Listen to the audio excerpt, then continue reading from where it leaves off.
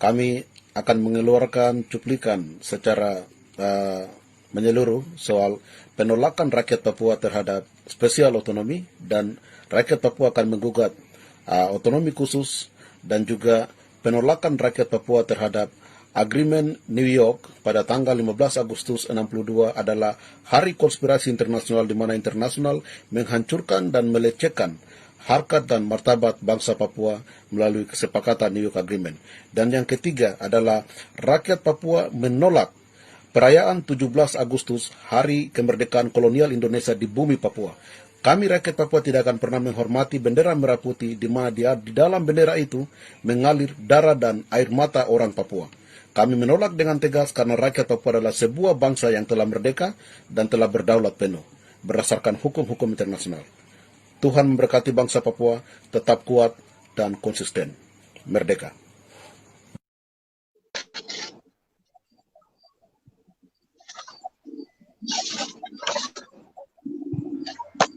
Amen, amen. Yes.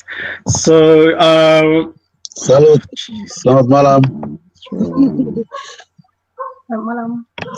Yeah, sorry about that. Yes, so I'm gonna hand it over now to the chairman, Jeffery Bomanak, maybe to do a little bit of introduction, just to let us know about our key topics for discussion tonight. I think that the video that I've played earlier on basically is the information about what we are going to be, the chairman going to be speaking tonight. So I will hand it over now to Mr. Jeffery Bomanak.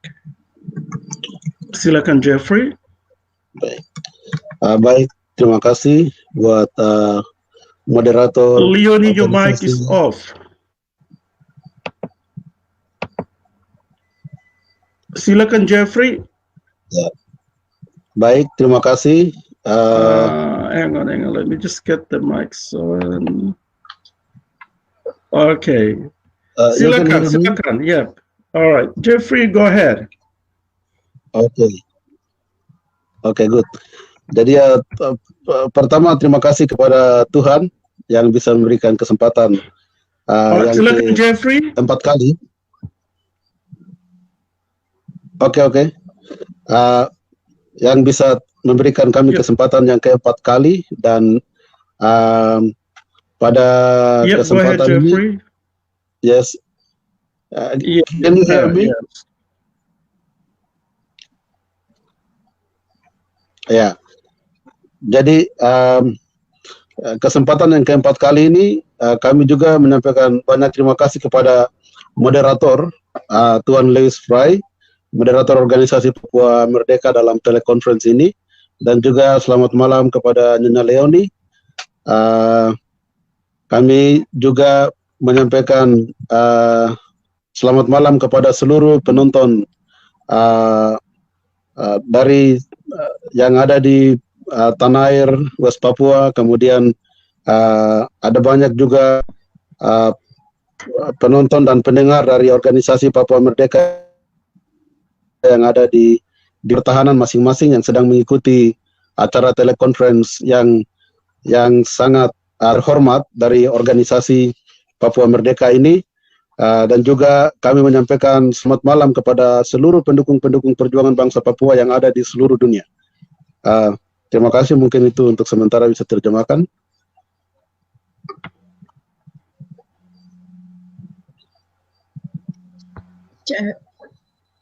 Good evening.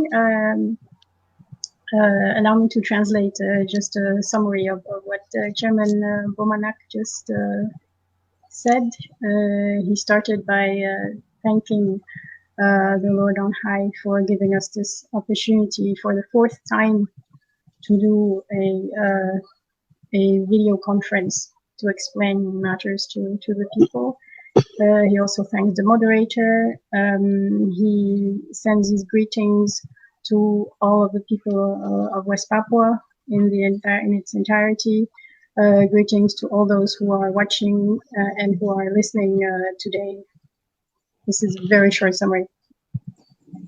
Silakan.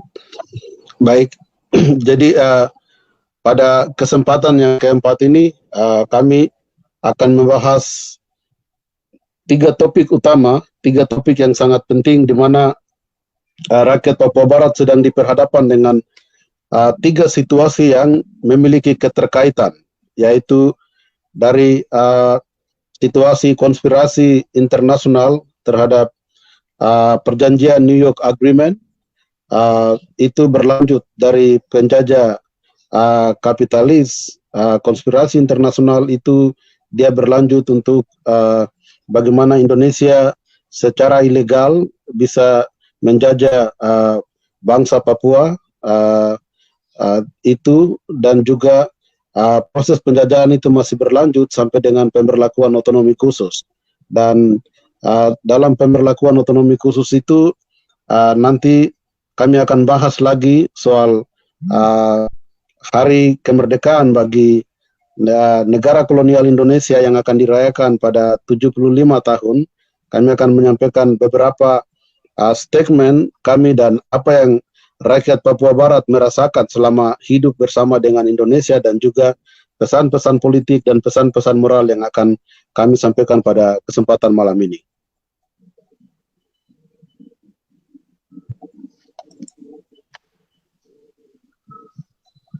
So tonight we will be handling three topics that are in the hearts and minds of the people of West Papua today. The first topic is the international conspiration, which went through the New York Agreement. This international conspiration is aimed at facilitating Indonesia into colonizing West Papua up until today. And up until today, under the shape of, and that is the second topic, the special autonomy, which is enforced onto the West Papuans. And the third topic would be the fact that tomorrow Indonesia will be celebrating its 75th anniversary of its independence. And for that, the chairman will share some political messages around that topic with regard to how the West Papuans feel about this anniversary, and also some moral messages, or messages that are based on moral grounds towards the Indonesian population and government.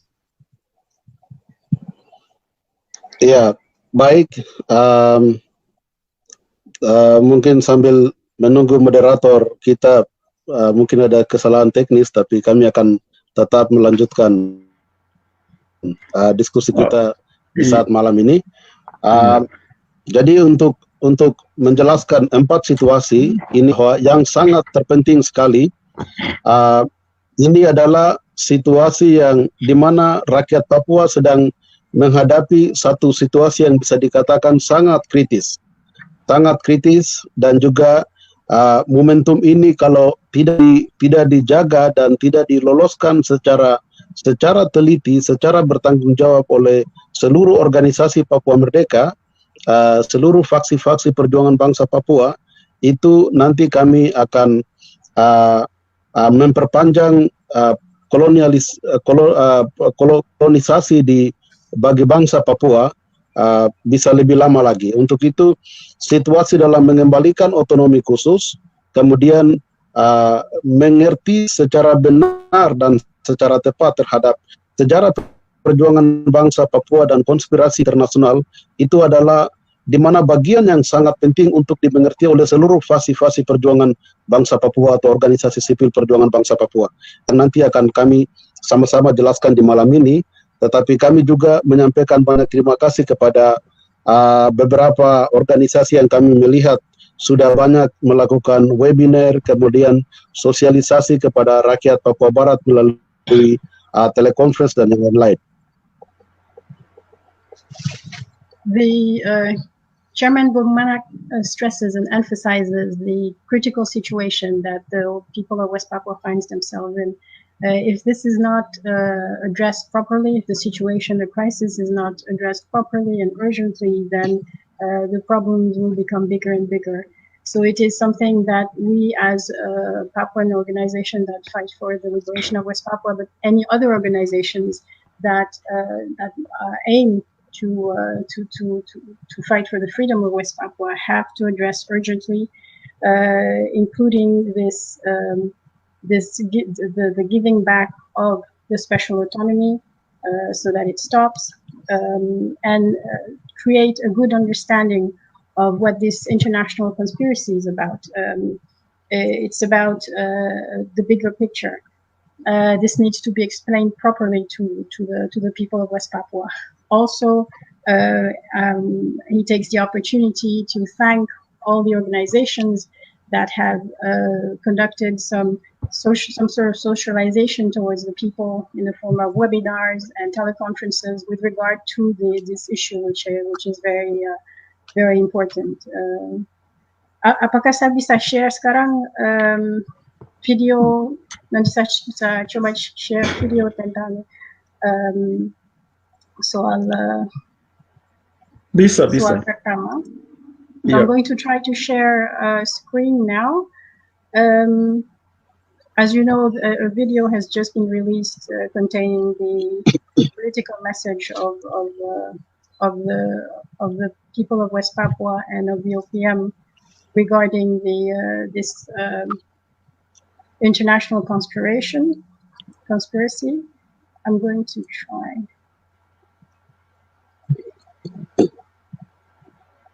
Let's see.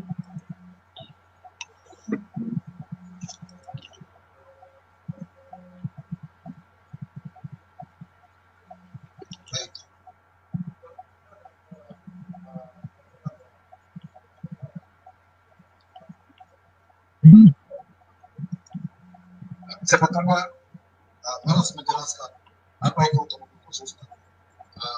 Kami akan menjelaskan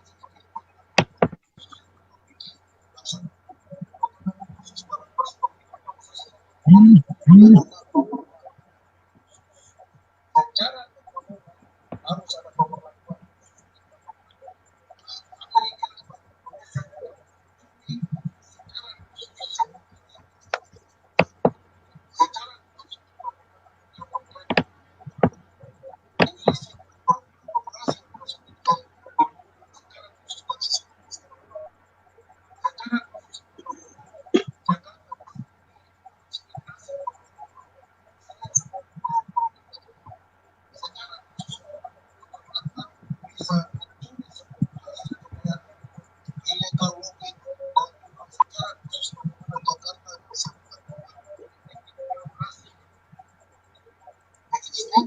Dan menyatakan bahwa Papua Barat adalah organisasi Indonesia.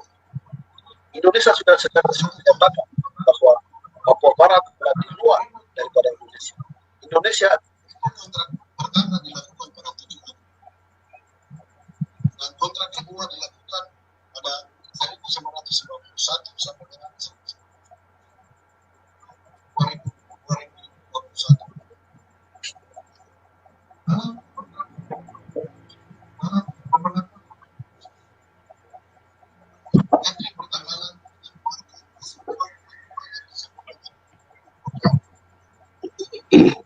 Dalam undang-undang IUPK ini itu adalah atau izin pertambangan bagaimana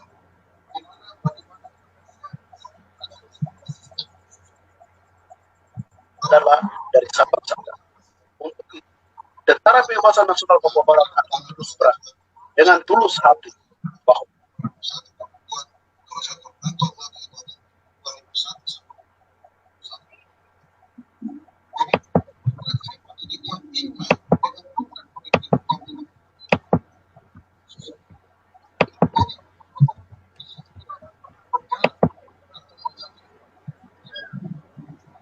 Ini harus dijaga. Ini sangat. Kalau kita tidak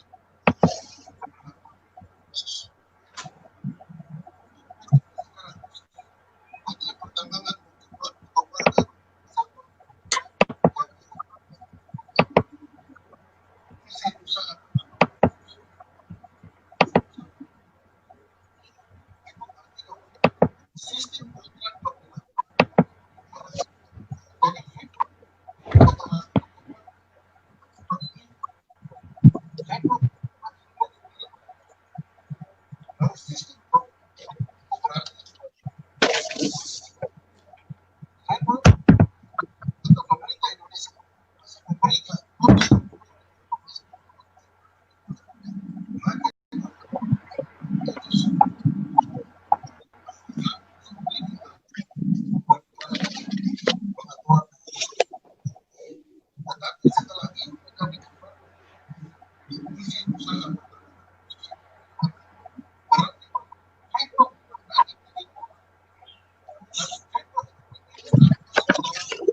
soal organisasi Papua Merdeka yang tentunya saya pilih dan putar.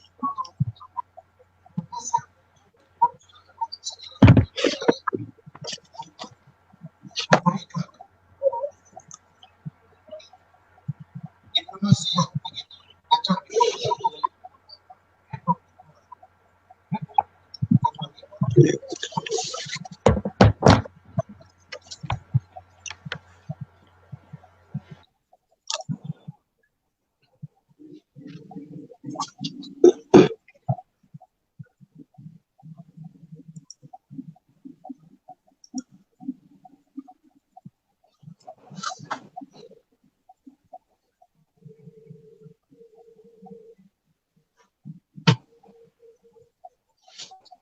Oke, Baik. mungkin bisa teruskan. Kami baru nonton video cuplikan dari video yang lengkap yang baru keluar tentang soal penolakan Otsus dan konspirasi internasional. Apakah bisa memberikan sedikit penjelasan tentang soal konspirasi itu, tentang soal artinya apa, bahwa semua itu Otsus inline dengan kontrak-kontrak import Secara terbuka bersama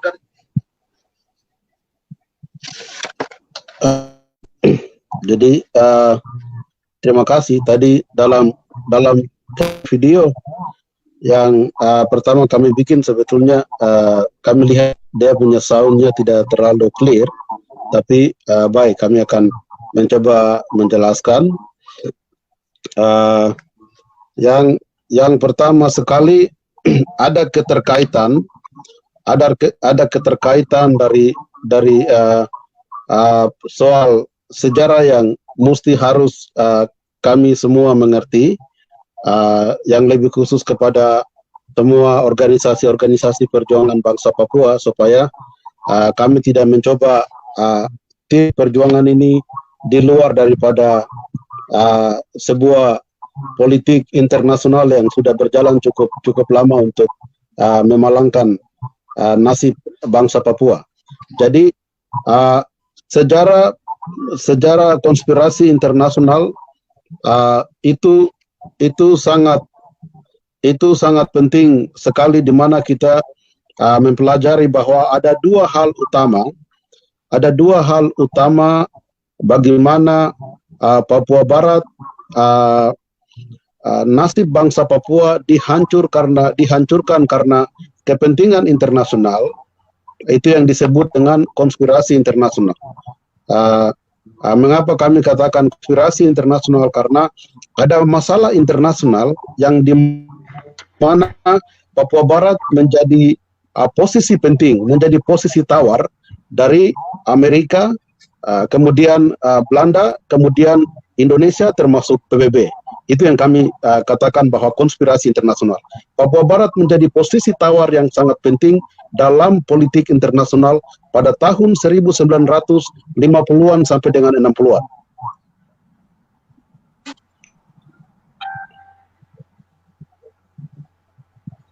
in relation to the international, what we call this international conspiracy.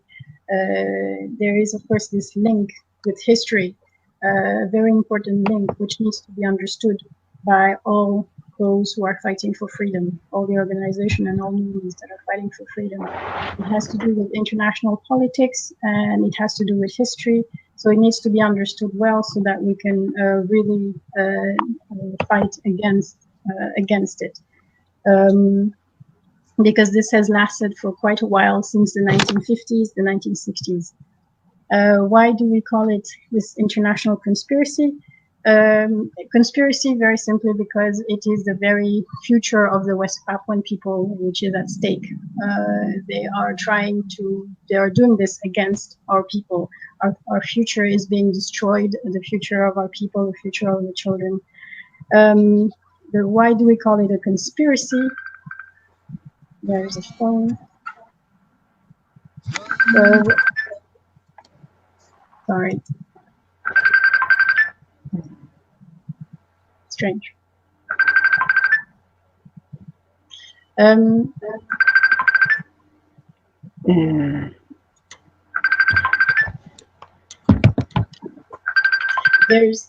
There's a conspiracy which is happening, and it is international because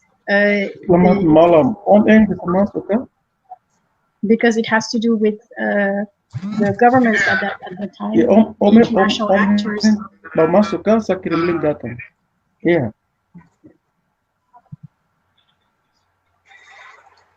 The international actors were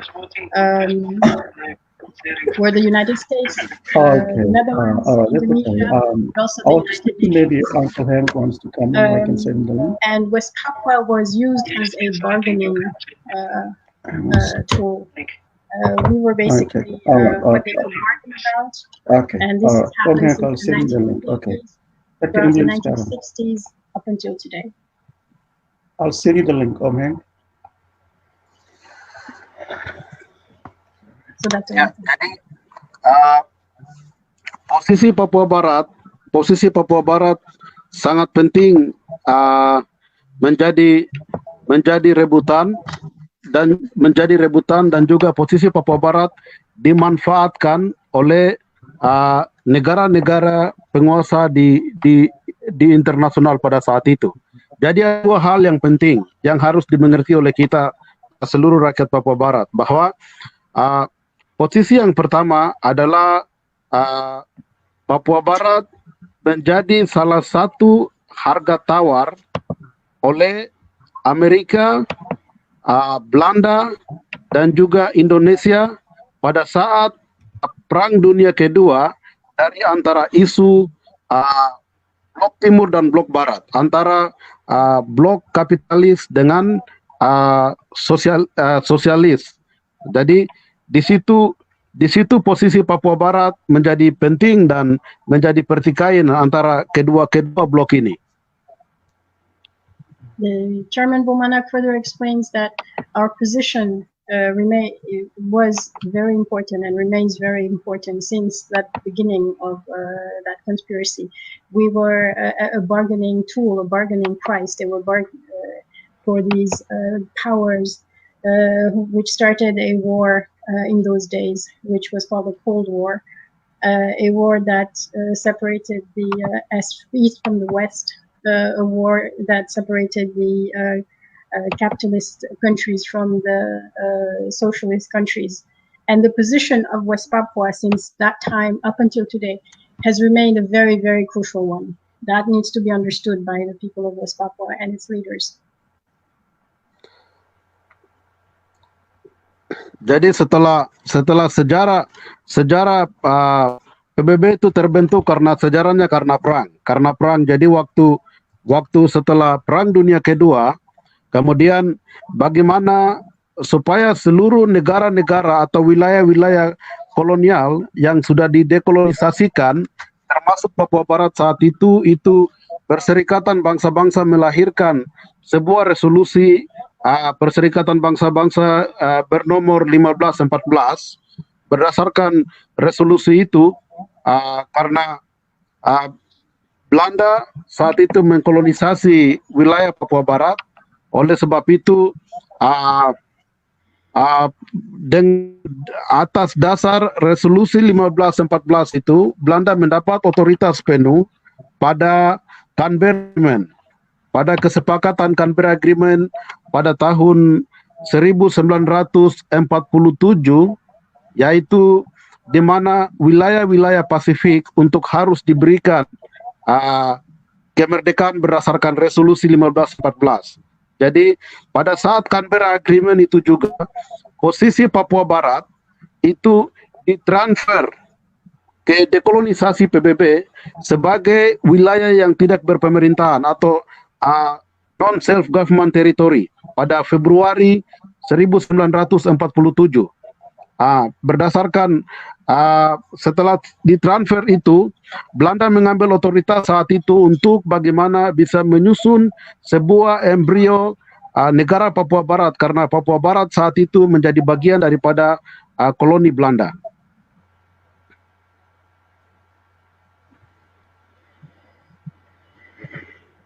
Chairman Bomanak reminds us that the United Nations was created after the war, the Second World War, and countries around the world started writing resolutions, including the resolution number 1514 of the General Assembly, where it was stipulated what was to happen with the countries that were still a colony.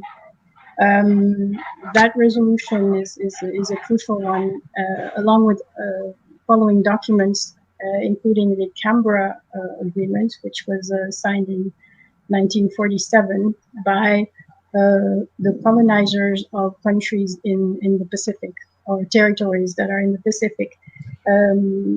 These Pacific territories were still colonized by their colonial power.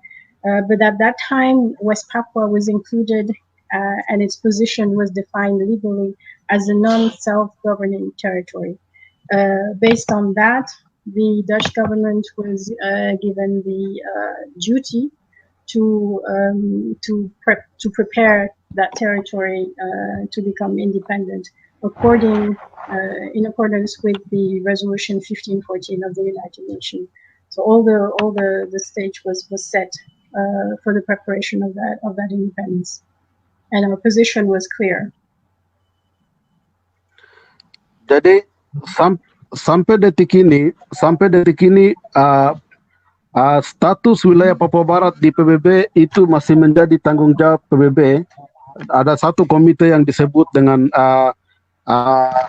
komite perwalian atau trusteeship, itu masih menjadi tanggung jawab mereka, dan di mana Belanda secara serius berdasarkan tanggung jawab yang diberikan atas dasar resolusi 1514, Belanda telah melaksanakan tugasnya di Papua Barat untuk bagaimana bisa mengakomodir dan bisa mendidik orang Papua Barat untuk menyusun kabinet embrio negara Papua Barat, dan itu sudah dilaksanakan oleh representatif daripada seluruh pemimpin-pemimpin bangsa Papua yang ada dalam Dewan Niguni waktu itu. Dan setelah dilakukan proses penggodokan atau proses persiapan dari negara itu, dan secara resmi diakui oleh pemerintah Belanda dan disahkan pada 1 Desember 60, itu adalah sebuah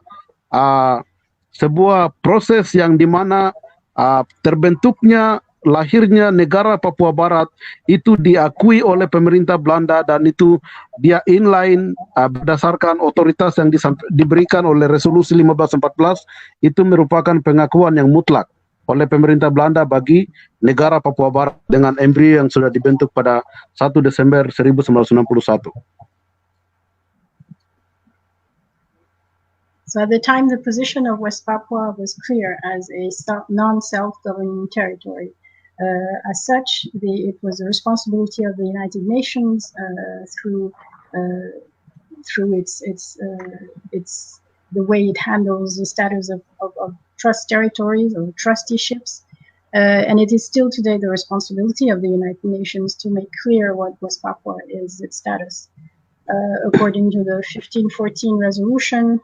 And in accordance to that 1514 resolution of the General Assembly, the Dutch started to prepare West Papua for independence, or to help West Papua on its way to independence.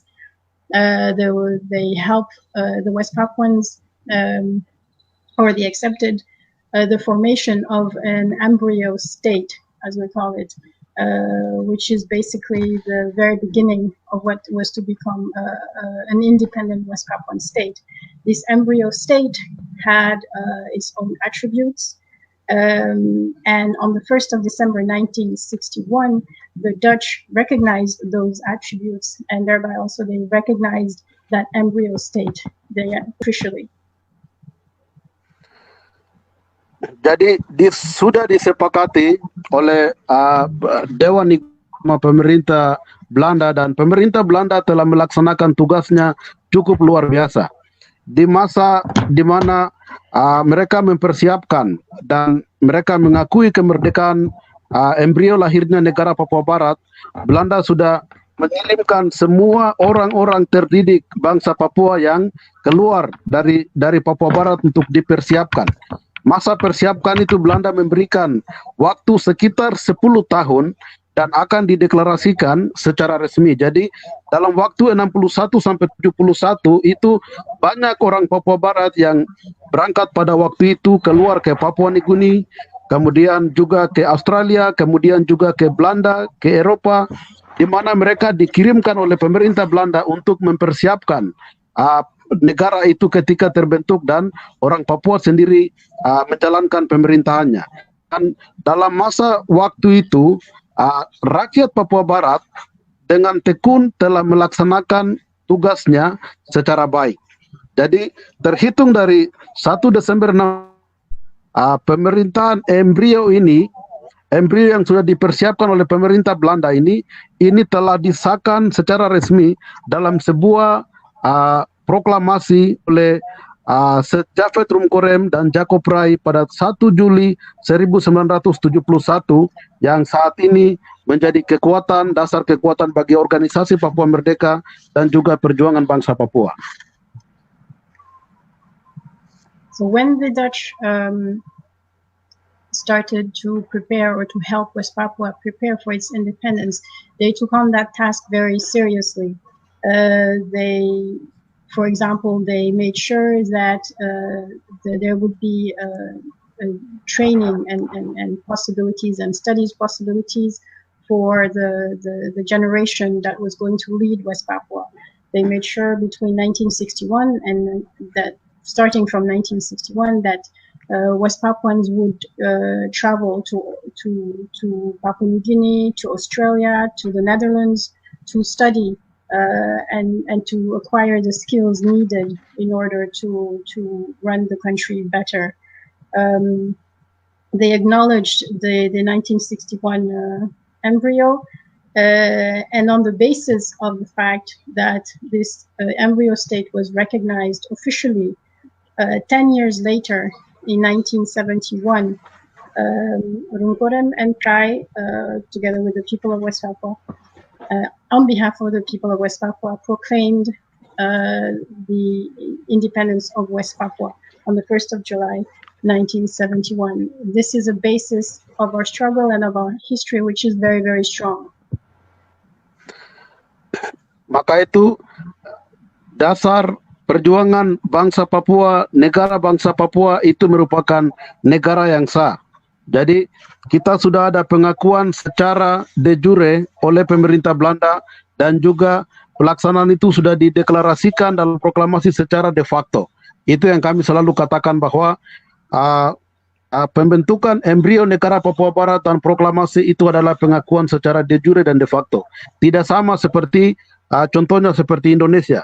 Indonesia mendeklarasikan, Soekarno mendeklarasikan kemerdekaan itu pada 1945, 17 Agustus yang berapa hari lagi mereka akan laksanakan, tetapi sampai detik ini belum pernah ada sebuah pengakuan de jure dari pemerintah Belanda.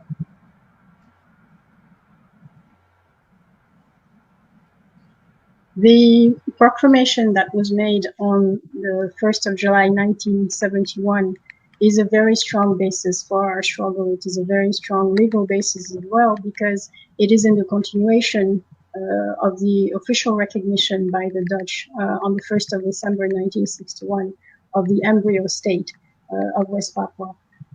On the 1st of December, there was a recognition de jure by the Dutch government of these symbols and of this territory. On the 1st of July 1971, 10 years later, it was a de facto fact or act which came out. That is why it is a very strong legal basis that the West Papuans can use to say that we are a country, we are a state. It is different, for example, from the 17th of August 1945 proclamation of the Indonesian government, or the Indonesian who were still colonized by the Dutch at the time when they made the proclamation. That proclamation, up until today, has never been recognized de jure by the Dutch government. Jadi, mengapa organisasi Papua Merdeka dan perjuangan rakyat Papua di mata dunia internasional itu dia kuat sampai detik ini? Dan juga mengapa Indonesia tidak bisa mengalahkan diplomasi perjuangan bangsa Papua di luar sampai detik ini? Walaupun dengan segala macam dilakukan oleh pemerintah Indonesia, namun karena kekuatan sejarah, pengakuan secara de facto dan de jure ini sangat kuat, maka itu perjuangan bangsa Papua telah menembus internasional dan telah diakui oleh negara-negara di seluruh dunia dan juga termasuk Perserikatan Bangsa-Bangsa. Maka itu buktinya pada tahun 1974, 75, 76 itu secara didirikan kantor Perjuangan Bangsa Papua, kantor pemerintahan Republik Papua Barat di Senegal, kemudian di beberapa negara di wilayah Pasifik termasuk di Vanuatu dan juga di Eropa dan juga di PBB. Perjuangan bangsa Papua dibicarakan di dalam, diperdebatkan di dalam bahwa bangsa ini sudah pernah merdeka berdasarkan resolusi 1514 dari Perserikatan Bangsa-Bangsa. So this, I'll summarize very briefly. The proclamation of the 1st of July 1971 was recognized by a number of countries outside of Indonesia. This is why it gave it strength. This recognition between 1974 and 1984 that gave us the possibility to have to open a bureau, an information bureau, a representation of the West Papuan state in Africa, in Senegal. It also gave us the opportunity to open representations of the same state based on that proclamation in other countries, including in Vanuatu when it started, when it became independent. So this proclamation is legally something that we can stand on.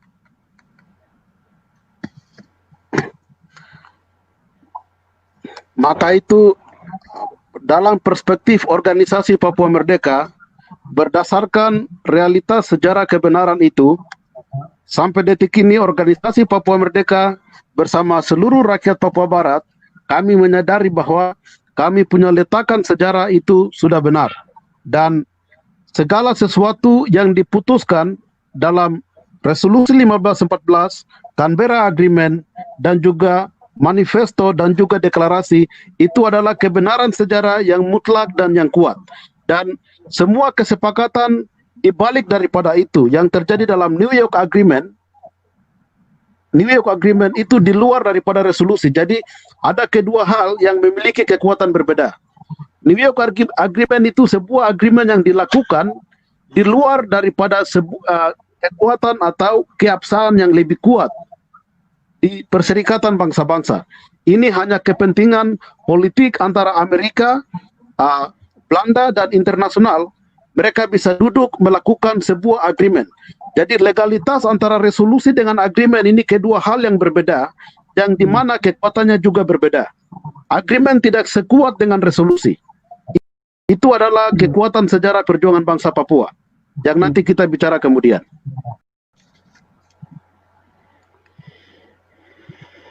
As far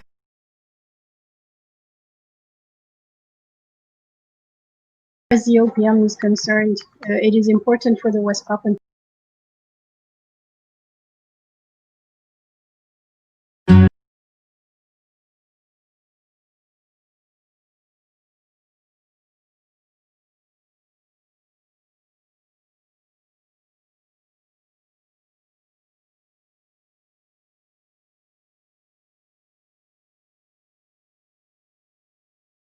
We stand in line with history when we made our proclamation on the 1st of July 1971, and we stand strong on the right side of history.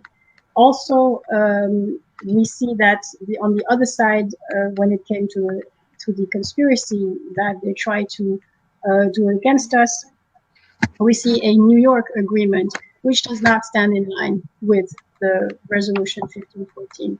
It is an agreement based on economic interest made by interested parties.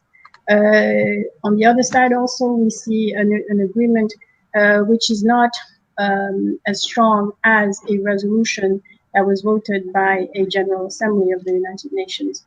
So indeed, the OPM stands strong, and it stands on the right side of history. Greetings to Pak Henk who has also joined us. Jadi selamat bergabung kakak penasihat Pak Heng, selamat malam. Jadi selamat malam semua. Kami hormat, kami lanjut. Jadi kekuatan dari resolusi dan keputusan PBB itu sebuah keputusan yang mutlak sama dengan agreement. Agreement itu diputuskan hanya kepentingan Papua terhimpit karena kepentingan sosialis dan kapitalis, dan juga diplomasi Soekarno untuk dan Rusia, dan bagaimana Amerika berpikir bahwa nanti kalau Indonesia bergabung dengan Rusia dengan Uni Soviet ini akan memberikan sebuah kekuatan besar bagi sosialis. Maka itu dengan kepentingan perang dingin antara sosialis dan kapitalis, dan juga dengan kepentingan ekonomi di Papua Barat, akhirnya terpaksa pemerintah Amerika bisa menekan Belanda untuk melepaskan semua dan melakukan agreement. Jadi ini sebuah hal yang rakyat Papua Barat kita semua menyadari bahwa masalah ini tidak akan pernah selesai. Kalau Tuhan kehendaki dan kita merdeka, tetap kita akan kita akan seret semua orang-orang ini menuju ke pengadilan, dan kita akan adili mereka di International Court and Justice. Karena New York Agreement itu dia tidak memaknai, justru New York Agreement dia against dengan resolusi 1514. Dan ini sebuah masalah yang harus dibicarakan secara hukum internasional.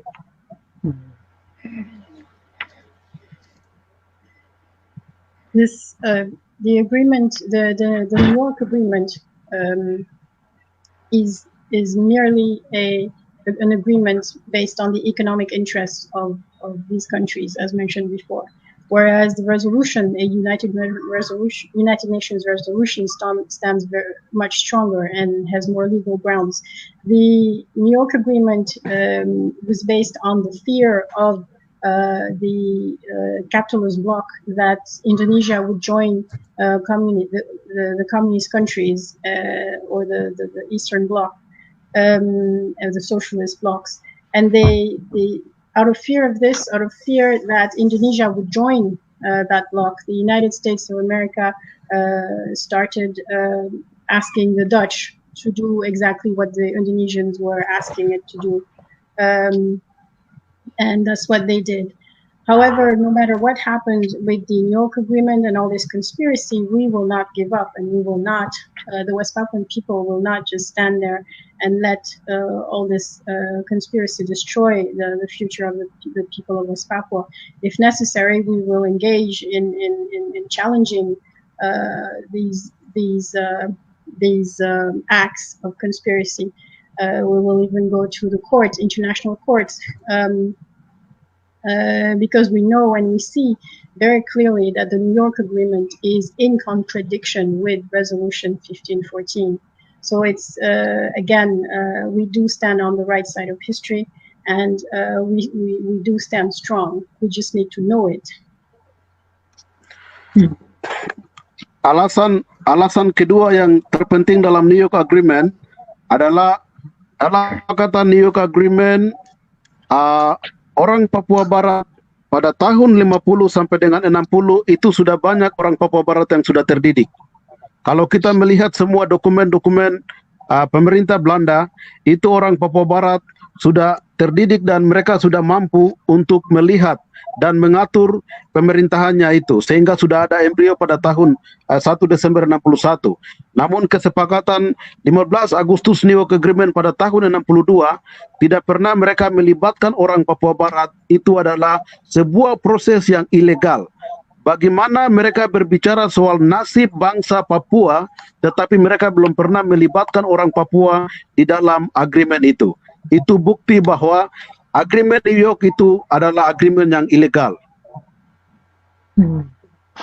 Another reason why we say that the New York Agreement is illegal is that the excuses or the arguments that they found to not include the West Papuans in that agreement, which was about the future of West Papua itself.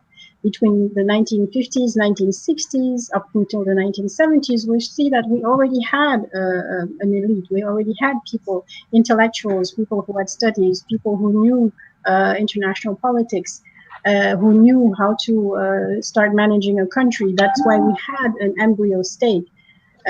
That's why we were able to create an embryo state. That New York Agreement did not take that into account. Those who signed it did not take that into account. How can you discuss and sign an agreement regarding the future of the people without involving that people at the negotiation table? So that is one of the reasons. That is the main reason why this New York Agreement is also flawed and illegal. Oleh sebab itu, dalam perspektif dan pandangan OPM, Organisasi Papua Merdeka sebagai organisasi kami tidak pernah mengakui Indonesia di Papua Barat itu sah. Berdasarkan realitas hukum internasional bahwa New York Agreement, karena kami belum pernah terlibat, itu sebuah pemaksaan, sehingga semua undang-undang di dalam New York Agreement yang memutuskan untuk melaksanakan kontrak ekonomi pada 7 April 1967, kontrak pertama Freeport Mine. Kemudian setelah kontrak ekonomi mereka lakukan, secara formalitas mereka membuat kontrak politik yang disebut dengan PPR 69. Ini juga ilegal. Kemudian setelah kontrak politik dilakukan pada 69, masih berlanjut sampai dengan mereka sudah amankan semua kepentingan ekonomi, dan setelah Indonesia ada di Papua Barat, kemudian mereka mau coba kontrak lagi dengan melakukan otonomi khusus. Jadi ini semua proses yang ada inline dengan New York Agreement itu dalam pandangan kami bahwa semua adalah ilegal. Tidak ada yang benar. New York Agreement ilegal, kontrak Freeport ilegal, PPR 69 semua ilegal. It is the position of the OPM that not only this New York Agreement is illegal, and because of the fact that it is illegal, the very presence of the Indonesian state on West Papuan ground, on West Papuan soil, is illegal. We do not recognize the New York Agreement. We do not recognize it because it was enforced upon us, and we did not have a choice. We did not have a say in it. Although it was about our own future. Anything that flows after that New York Agreement, and which was done thanks to that New York Agreement, we also consider as illegal. The economic contract that was made thanks to that New York Agreement on the 7th of April 1967, which is the Freeport, the first contract of work of Freeport, is illegal. The political contract which came after that, in 1969, which arranged that flawed referendum, is illegal. The contract which came after that, which we are dealing with today, which is the special autonomy, which is a political contract based again on economic interest of third parties, is illegal.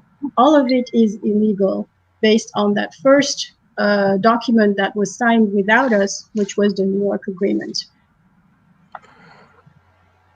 Ilegalitas Indonesia di Papua Barat ini, perlawanan sudah dilakukan secara utuh oleh rakyat Papua, bukan belum pernah rakyat Papua melawan. Jadi waktu untuk menolak konspirasi internasional dengan bagaimana Indonesia mulai masuk pada 1 Mei 63, itu Ferry Awam dengan Permena Awam di Biak sudah melaksanakan perlawanan bersenjata dari Manokwari sampai ke Biak. Batalion Kasuari sudah melawan perlawanan itu pada tahun 60-an. Kemudian juga pada pelaksanaan PPRA 69 itu sudah ada perlawanan dipaniai oleh Karel Gobai. Jadi itu perlawanan yang keras sudah dilakukan oleh rakyat Papua. Dan kami rakyat Papua, kami sudah tahu bahwa itu merupakan hal yang tidak benar yang dilakukan kepada rakyat Papua. Kemudian waktu PPRA, pelaksanaan PPRA di Jayapura juga, itu seperti Herman Wayoi dan seluruh tua-tua pada waktu itu yang ada di Jayapura, termasuk Moses Weror dan juga beberapa orang-orang tua yang ada di Jayapura, mereka pernah melakukan protes terhadap pelaksanaan PPRA 69. Jadi sampai detik ini rakyat Papua Barat dengan sadar masih terus melawan bahwa New York Agreement itu ilegal dan Indonesia ada di Papua Barat itu ilegal. Dan perlawanan itu terus masih berlanjut sampai detik ini. But it must be known and it must be said that the West Papuan people have always been aware of this and they have always resisted these forms of these attacks against it. So from the beginning, let us remember that Ferry Awom, along with his colleagues in the 60s, in 1965, started attacking Batalion Kasuari. They during the Act of Free Choice in Paniai, it was Gobai who also attacked whoever was hurting and who was working on an agenda to harm the future of the people of West Papua.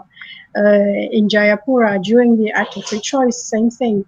The people of West Papua resisted, and they said no. Since the beginning, West Papuans have resisted, and they will go on resisting, and they are resisting today. Jadi sampai waktu pemberlakuan otonomi khusus juga, setelah itu kami semua tahu sejarah bahwa pemberlakuan otonomi khusus bagi bangsa Papua ini hanya karena bagaimana Jakarta bisa meredam isu Papua Merdeka. Dan waktu pemberlakuan otonomi khusus yang pertama, saya sendiri memimpin masa. Waktu mahasiswa kami memimpin masa waktu 2001 itu kami membawa peti mati di Jayapura untuk menyatakan sikap kami kepada pemerintah secara jelas, DPRP, kemudian MRP dan juga gubernur, bahwa kami rakyat Papua, kami tidak mau otonomi khusus karena sejarah kami jelas, kami sudah pernah merdeka dan Jakarta masih terus. Saat ini Jakarta mau mencoba untuk memperlakukan otonomi yang kedua lagi. And so also with that new tool that they invented, the special autonomy, we also showed that we did not agree that, and we resisted its implementation. Chairman Bomanak himself was leading the student protest at the time in Jayapura in 2001 when he led a march with a coffin to symbolize that for them that special autonomy was dead, to convey their opinion and their rejection of the West Papuan people on this special autonomy, which this happened in 2001, and they conveyed it to the authorities at the time, the parliament, the governors, and so every single time the opinion of the West Papuan was made known to Jakarta.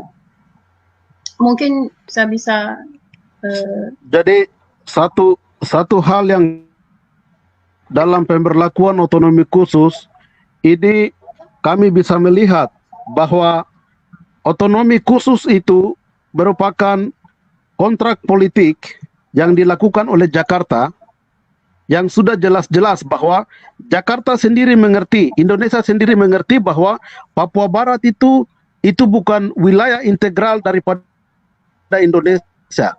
Indonesia sedang menjajah Papua Barat itu secara ilegal, maka itu sistem yang harus dia lakukan adalah kontrak politik. Kontrak politik yang dia lakukan itu adalah otonomi khusus.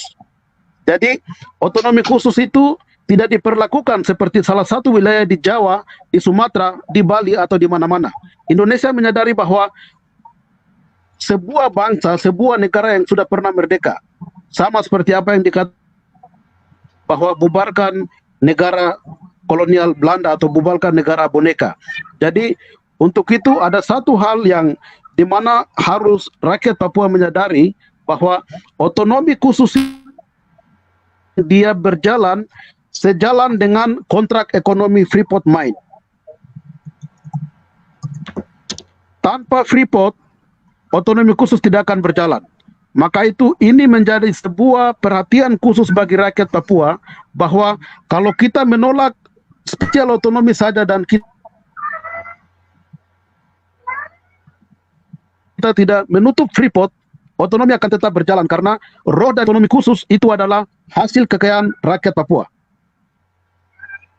The special autonomy when it comes to Indonesia is basically the fact that Indonesia knows all too well that West Papua is not a part of Indonesia.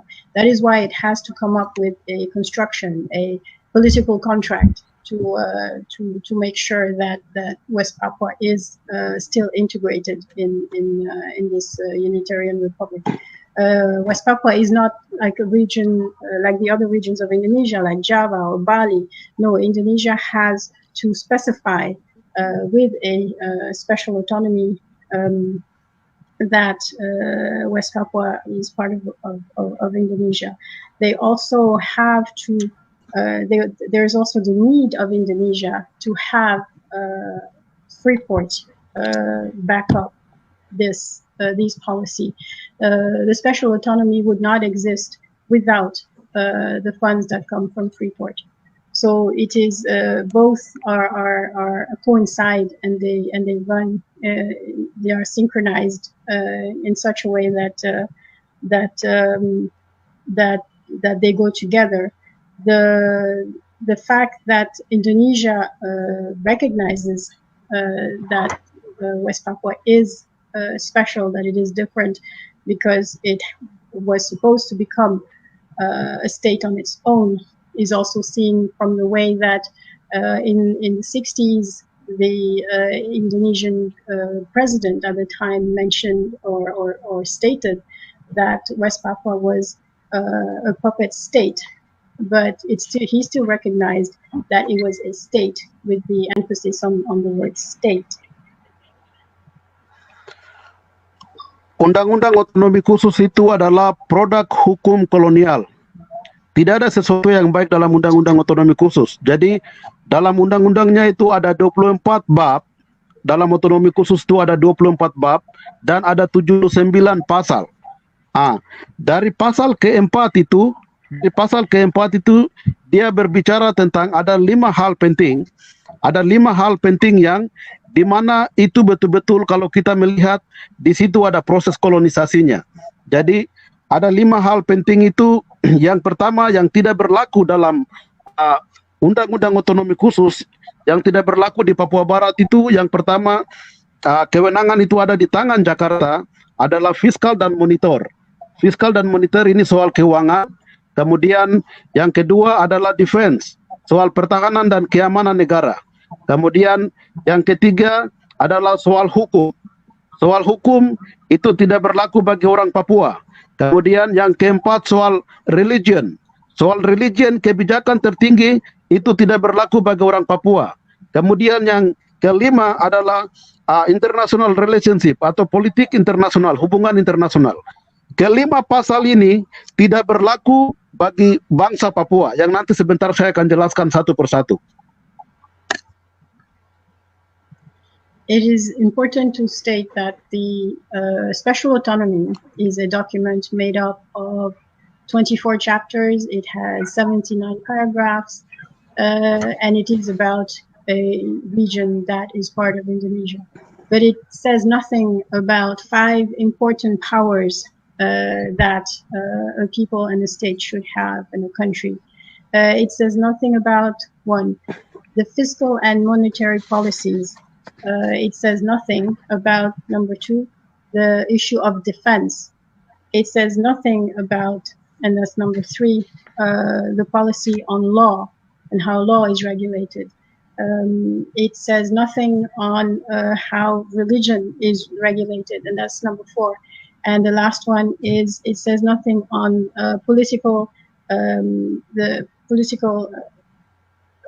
international relations.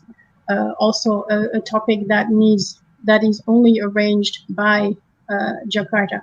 None of these issues are in that special autonomy package that is enforced upon West Papua. So none of it falls under the control of the West Papuans themselves. Jadi dari kelima power yang tidak diberikan kepada orang Papua, ini yang biasa dalam beberapa media kita biasa lihat bahwa Gubernur Papua Lukas NMB ada marah-marah di TV bahwa dia tidak punya kekuatan, yang diberikan hanya uang saja. Itu karena itu semua kelima kekuatan ini diatur oleh absolute power. Absolute power ini hanya diputuskan oleh Jakarta. Maka itu kita lihat bahwa misalnya fiskal dan monitor. Fiskal dan monitor example seperti di Freeport Mine. Hasil kekayaan yang ada di Freeport itu semuanya utuh diatur oleh Jakarta. Tidak sama seperti beberapa perusahaan di seluruh tanah Papua. Ada sekitar 400 lebih perusahaan yang ada di Papua. 140 itu perusahaan yang terregistrasi di dalam Pemda Provinsi Papua, tetapi 400 lebih itu semua liar. Jadi, tetapi Freeport itu tidak termasuk di dalam otonomi khusus dan penghasilan Freeport itu diatur semua oleh Jakarta yang sudah ada di dalam absolute power yang disebut tadi bahwa soal fiskal dan monitor. Semua keuangan dari Freeport itu diatur secara utuh oleh Jakarta. Of these 5 issues, we see often Governor Enembe complain that he has, for example, absolutely no power on these issues that are needed to run the region. That absolute power is in Jakarta. One example, so the first example is this fiscal and monetary power. All of it is arranged by Jakarta. The companies that are part of that package deal, the special autonomy package deal, they would bring back some money in West Papua, but the company that falls outside of this range and which has to do with fiscal and monetary power is Freeport. All of it goes to Jakarta. None of it goes back to West Papua. From the 400 companies that are in West Papua and that are part of this scheme of special autonomy, the fiscal and monetary issues are not managed by the West Papuans. They are managed under that absolute power that Jakarta has, and Freeport is basically a direct line to Jakarta, and none of it is going back to West Papua. Jadi spesial otonomi itu adalah cara khusus secara ekonomi untuk bagaimana Indonesia tetap mencuri semua hasil kekayaan di Papua. Jadi ada satu undang-undang dalam otonomi khusus. Setelah mereka berikan otonomi khusus, pemerintah Jakarta dan pertambangan mereka mencetak satu undang-undang baru itu yang disebut dengan IUPK. IUPK itu adalah izin usaha pertambangan khusus. Undang-undang IUPK izin usaha pertambangan khusus ini dicetak pada tahun 2017. Undang-undang yang diresmikan dikeluarkan oleh Menteri Pertambangan dan disahkan oleh MPR dan DPR untuk bagaimana semua hasil kekayaan di Papua itu dicuri secara khusus oleh pemerintah Jakarta. Jadi otonomi khusus itu sebuah sistem kolonial untuk mencuri semua kekayaan orang Papua secara khusus dalam undang-undang yang disebut dengan IUPK. Indonesia facilitates the stealing of the wealth of the West Papuans by installing some legislations to make it easier. One of these laws that came about was created in 2017. It was the IEUPK, which is a regulation, and it stands for the Special Mining Business License, which basically facilitates the taking of the wealth of West Papua and makes it easier for companies to steal and to give part of that money to Jakarta. Jadi kalau kita lihat secara teliti bahwa Freeport itu mulai beroperasi pada 1973. 1973 itu Freeport sudah start untuk mengambil emas, perak, dan tembaga dari Papua. 1 tahun itu dalam angka dan dokumen dari pertambangan bahwa Freeport bisa menghasilkan 133 triliun itu diberikan kepada pemerintah Indonesia. Dalam persentasenya itu sekitar 9, berapa persen begitu. Jadi 133 triliun ini diambil semua oleh Jakarta dan diatur oleh Jakarta. Jadi kalau kita hitung dari tahun 1973 sampai dengan 2018, itu ada sekitar 45 tahun. Dalam waktu 45 tahun, Jakarta mencuri uang rakyat Papua itu 5.988 triliun. Coba bayangkan, 5.088 triliun. That's a lot of money. Okay. The example that is given here is that of Freeport again.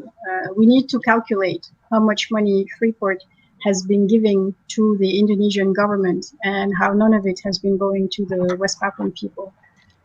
Freeport has started to operate in 1973. And between 1973 and 2018, they have given money to Indonesia because of the mining of the copper and the gold, and it is at around 133.15 trillion rupiah in a year. This amount, if we look at the fact that it started in 1973 up to 2018, 45 years of digging all the gold and the copper, it's 133.15 trillion times 45 years. We come at a total of 5,988 trillion rupiah, which was given to Indonesia by Freeport on the back of the West Papuans. Jadi kalau Presiden Jokowi waktu dia announce di Jakarta, dia bilang bahwa 94,23 triliun diberikan selama 20 tahun. Dari 2001 sampai dengan 2018 itu uang sangat besar. Itu Jokowi dia sangat keliru. Orang Papua punya uang yang Jakarta makan banyak. 20 tahun itu dia hanya kasih dalam otonomi khusus itu 94,22 triliun saja. Jakarta masih mau minta uang dan segala macam. Jadi ini tidak benar. Ini sebuah hal yang bagaimana orang Papua harus menyadari bahwa Jakarta adalah milik kita. So Chairman Bomanak is surprised when the President of Indonesia, Jokowi, is complaining that during the 20 years that the special autonomy ran, Jakarta gave to West Papua 95.24 trillion rupiahs. During 20 years, that is what they gave between brackets. They gave us 95.24 trillion, and he's complaining. And he's not looking at the 45 years of Freeport giving them 5,988 trillion rupiahs. For them, for the Indonesians, the 20 years of 94 trillion is a lot. What about the 5,988 trillion that West Papua has given to Indonesia for 45 years? So West Papuans have to be aware of this.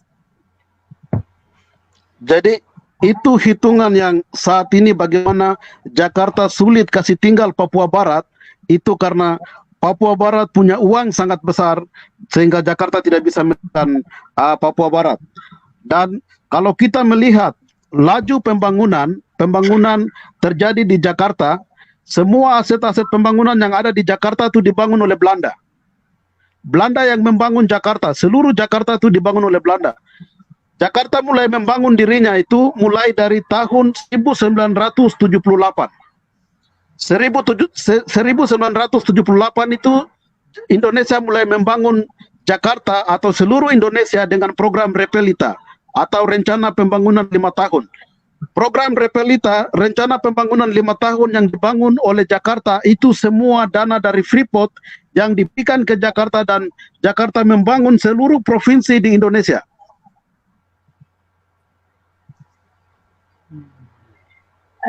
Jakarta, which is and again, this is an example of what happened to our money. Jakarta, which is a city that was built by the Dutch, had constructions that were that dated from the Dutch colonial time. But you start seeing changes and developments in the 70s. Starting in 1978, you have what you call the program of the 5-year plan that was installed by the Indonesian government to manage the country. This 5-year plan was financed basically by Freeport. Freeport is, with the gold and the copper that came from West Papua, was financing or has been financing these plans to develop the entirety of Indonesia, and in particular Jakarta, where you saw or you see all these buildings coming up. The Jakarta becoming a modern city starting in the 70s, and all that because of the money that Freeport was able to give. Itu sedikit contoh dalam segi ekonomi. Jadi semua pembangunan yang ada di Jakarta segala macam dibangun, entah jalan tol, pembangunan yang mana semua aset-aset pemerintah dan juga semua gaji dari pemerintah Indonesia semua diatur di dalam Freeport. Kemudian kalau kita melihat dari segi pertahanan dan keamanan negara yang tidak berlaku di dalam Undang-undang Otonomi Khusus yang juga diterapkan dalam absolute power, kalau kita mempelajari ketika TPN perang melawan TNI, misalnya di Dugama atau juga di Intan Jaya atau juga di beberapa titik yang sampai saat ini TPN masih perang, dan itu Presiden Jokowi akan memakai power untuk mengirimkan semua pasukan dari Jakarta ke Papua Barat di era otonomi khusus ini. Gubernur dan juga DPRP dan MRP tidak punya satu kekuatan untuk kasih stop itu, karena semua barang ini keamanan diatur oleh absolute power. Otonomi khusus tidak punya kekuatan sedikit pun untuk kasih stop Jakarta. Jadi Jakarta punya absolute power untuk kirim sejumlah militer ke Papua Barat, intelijen ke Papua Barat, non organik dan segala macam untuk membunuh dan menindas orang Papua Barat sampai detik ini. Another absolute power which is not described, or which is not in the special autonomy package deal, is that of defense. The Indonesian army and the Indonesian police are basically listening to Jakarta. They are not listening to any orders that come from a governor or an MRP or any local government that would be in West Papua under the special autonomy. Everything is arranged by Jakarta, which has absolute power to send as many army units as they want. They are free to send as many police units as they want to further oppress, to further intimidate, to further victimize the people of West Papua. And under the special autonomy, The regional government, the governors and all that in West Papua have absolutely no power to stop it. It is Jakarta that decides to basically kill, send in its troops and suppress the people.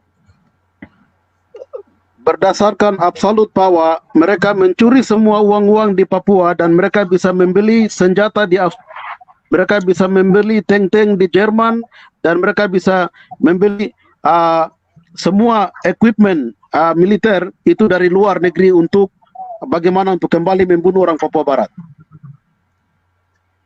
And using that absolute power, they take the money from West Papua. They have all the power to take that money and to further enrich themselves and to further buy weapons, sophisticated weapons in Germany and all these other countries to further intimidate and oppress the people of West Papua, to further kill the people of West Papua. The special autonomy has absolutely no power. We have nothing. Secara religius, secara agama dalam absolute power itu, kita melihat bahwa nanti dalam waktu dekat, nanti pemerintah Jakarta menginstruksikan dengan absolute power membangun masjid terbesar di Koya. Mereka akan membangun masjid terbesar di Koya dan juga kita jangan heran kalau mulai terjadi konflik seperti contoh 2 tahun yang lalu terjadi perang agama di Tolikara. Ketika perang agama terjadi di Kabupaten Tolikara, semua Muslim jihad itu dikirim dari Jakarta langsung ke Papua. Gubernur tidak bisa kasih stop, Kapolda tidak bisa kasih stop karena mereka menggunakan absolute power untuk menguasai tanah Papua secara agama juga. Semua anak-anak kecil diculik dari beberapa kabupaten itu dibawa ke Jakarta dan dididik dalam pondok-pondok pesantren. Mereka dididik untuk belajar Muslim dan itu diatur otak mereka dari kecil. Itu semua diatur dalam absolute power secara agama. Itu yang harus orang Papua tahu. And the people of West Papua have to be made aware that another absolute power, a way of using that absolute power, is the religion. Religion, we should not be surprised that in the near future there will be a gigantic mosque that will be built in Koya. There's the fact that when at the time there was some conflicts which was religious in Tolikara, it was the people in West Papua could not do anything about it. The troops of jihad, the jihadists that were sent to West Papua, could not be stopped by the local government because there was no power again. It meant that Jakarta was the one who could have stopped it from happening, so it was tolerated, which means that again Jakarta was using its absolute power in religious affairs to make sure that nothing would be done with regard to religious conflicts, and the jihadists were sent to West Papua without interference, and the West Papuans could not do anything about it. The young ones who are being kidnapped in West Papua and sent to Java or other places in Indonesia where they are being brainwashed and taught religion that is foreign to them. That is also something that is being controlled by an authority which has absolute power. That is the government. That is not the regional government. Again, the Papuans can do nothing about it because under the special autonomy, there's nothing that guarantees our right to religious freedom. So again, an absolute power which is misused by the Jakarta government. Secara hukum, di mana absolute power juga sekarang dilakukan bagi orang Papua, bahwa misalnya contoh-contoh kasus penembakan terhadap orang Papua atau juga pembunuhan Papua di beberapa peristiwa, misalnya 98 Biak, kemudian 2000 Wamena berdarah, kemudian 2006 Abe Pura berdarah, dan juga Paniai berdarah, dan beberapa tempat yang terjadi kasus-kasus pelanggaran HAM secara jelas yang dilakukan oleh TNI Polri atas nama Indonesia harga mati di Papua Barat ini karena diproses hukum secara benar. Mereka akan dilepaskan dan mereka akan dibebaskan atas nama Indonesia harga mati karena mereka menggunakan absolute power. The absolute power which is used for the law, which is another power that is used by Jakarta. Again, it does not fall under the special autonomy. West Papuans have no authority over that. So all these human rights cases that have happened, the massacres in Jayapura, the massacres in Alipura, the Biak massacres, the Paniai massacres, all these human rights cases that were never resolved. Very strangely, it was the government or the courts were not able to solve them. The legal processes were flawed. The people who are guilty of these massacres, and we know who they are part of the military, they are part of the police, the Indonesian police. None of them have gone through what needs to be done in a normal court of law, in a normal justice system. Because the justice system, the law, it all falls under absolute power. Absolute power is in Jakarta. The local, the regional power has no power. The governors, the people of West Papua, under the special government, has no way of solving these processes. Ya, contoh yang terakhir adalah absolute power secara internasional.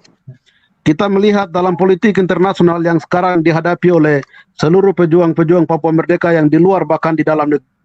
Jadi mereka mencuri semua kekayaan orang Papua, semua uang-uang orang Papua, menteri luar negeri dan juga beberapa menteri-menteri. Mereka gampang keluar untuk bagaimana memblokade semua dukungan-dukungan dari negara-negara dukungan kemanusiaan bagi perjuangan bangsa Papua itu ditutup dengan semua keuangan. Menlu dapat bermain uang di MSD, Menlu dapat bermain uang di PIF, Menlu dapat bermain uang di ACP, bahkan juga di United Nations Indonesia bermain miliaran dolar hasil bumi orang Papua, uang orang Papua dicuri dan juga mereka kembali membunuh orang Papua dengan uang orang Papua dan juga mereka melakukan diplomasi dengan uang orang Papua. Itu semua bisa terjadi karena absolute power dalam konteks politik internasional. And in terms of international politics, one of the fifth, basically the fifth absolute power which Jakarta enjoys and which West Papua has absolutely no power over is foreign policies or foreign relations or international relations. It is something that has been experienced by Papuan diplomats outside, where the Foreign Ministry of Indonesia enjoys the fact that it can take from a whole funding package to go around and counter any diplomacy or any lobby activities that would go towards trying to recognize the rights of the West Papuans. Very easily, they can go to the forums such as the PIF, the ACP, or the United Nations, and pay their way so that these voices of the West Papuan diplomats are silenced or not heard. So through this, they are of course using the wealth, the money of the West Papuans, because it comes directly from from West Papua, all this wealth. As we have seen before with the Freeport, which finances the entirety of Indonesia. And they use that money, which is West Papuan money, and they use it against the West Papuans. So again, an absolute power which is used against us only to destroy us.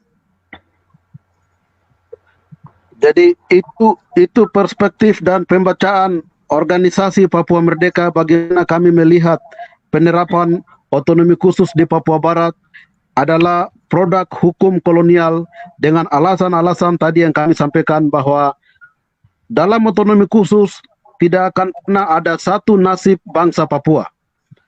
Kita melihat bahwa orang Papua yang berbicara Papua Merdeka, entah itu di dalam sistem atau di luar, sudah ada program Indonesia orang Papua secara sistematis, dan ini bukan hal yang main.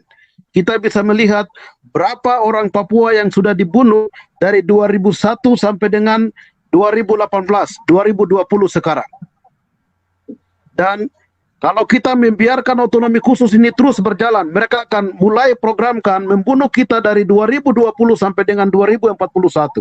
Untuk itu saat ini tidak ada kata untuk kita melepaskan Indonesia berlaku dengan otonomi khusus, tapi harus kita lawan dan menolak otonomi khusus ini.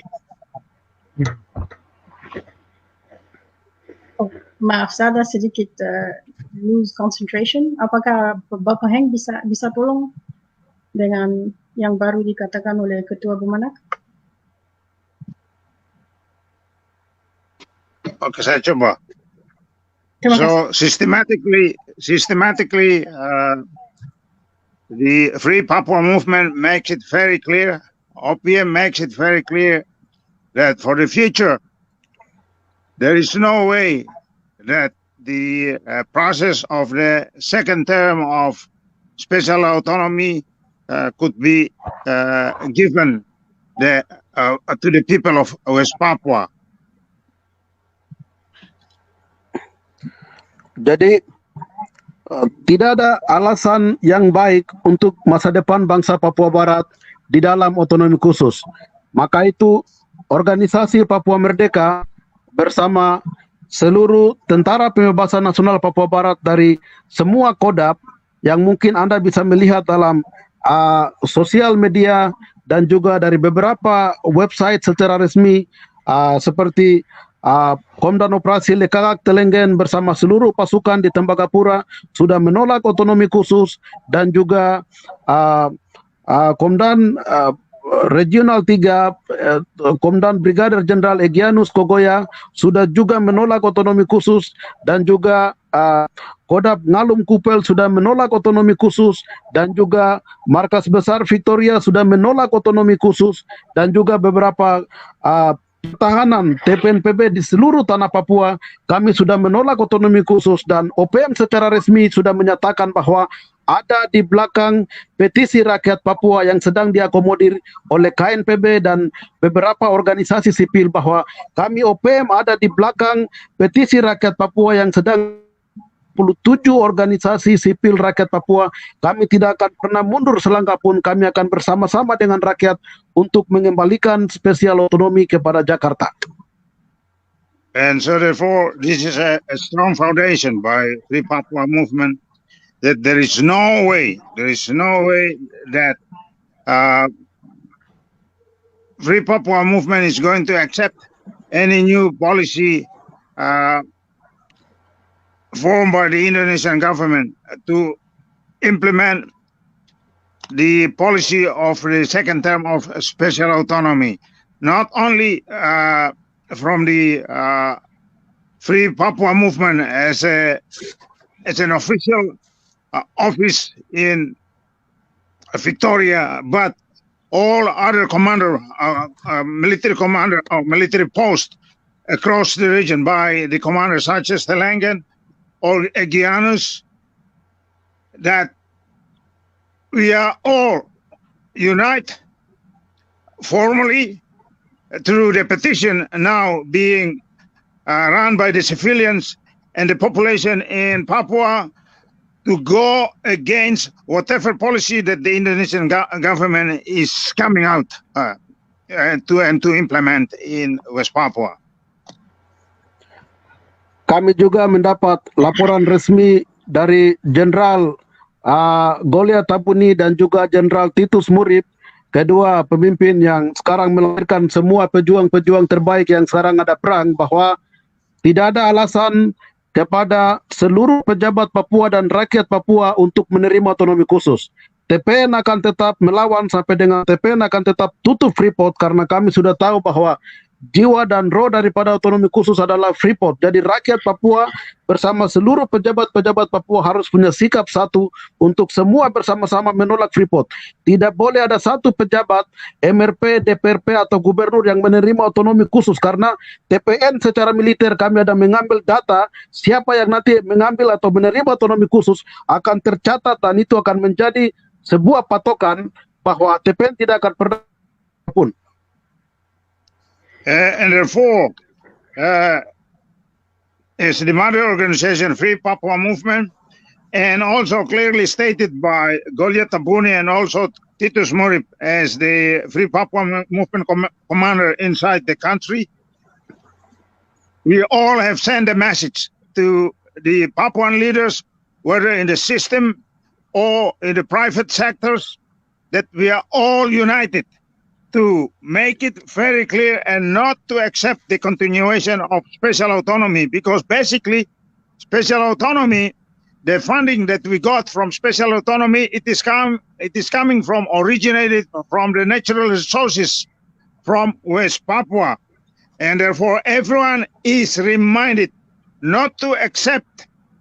Otherwise, everyone, any leaders who accepted the continuation of the special autonomy will be written in the history and will be forever a notice for us that we cannot just accept this special autonomy, but this is a foundation, this is a formulation for everyone to reject the special autonomy.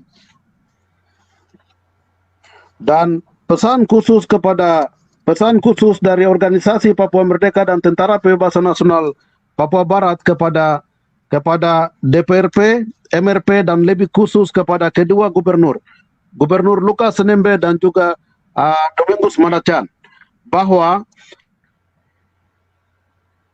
rakyat punya sikap sudah jelas.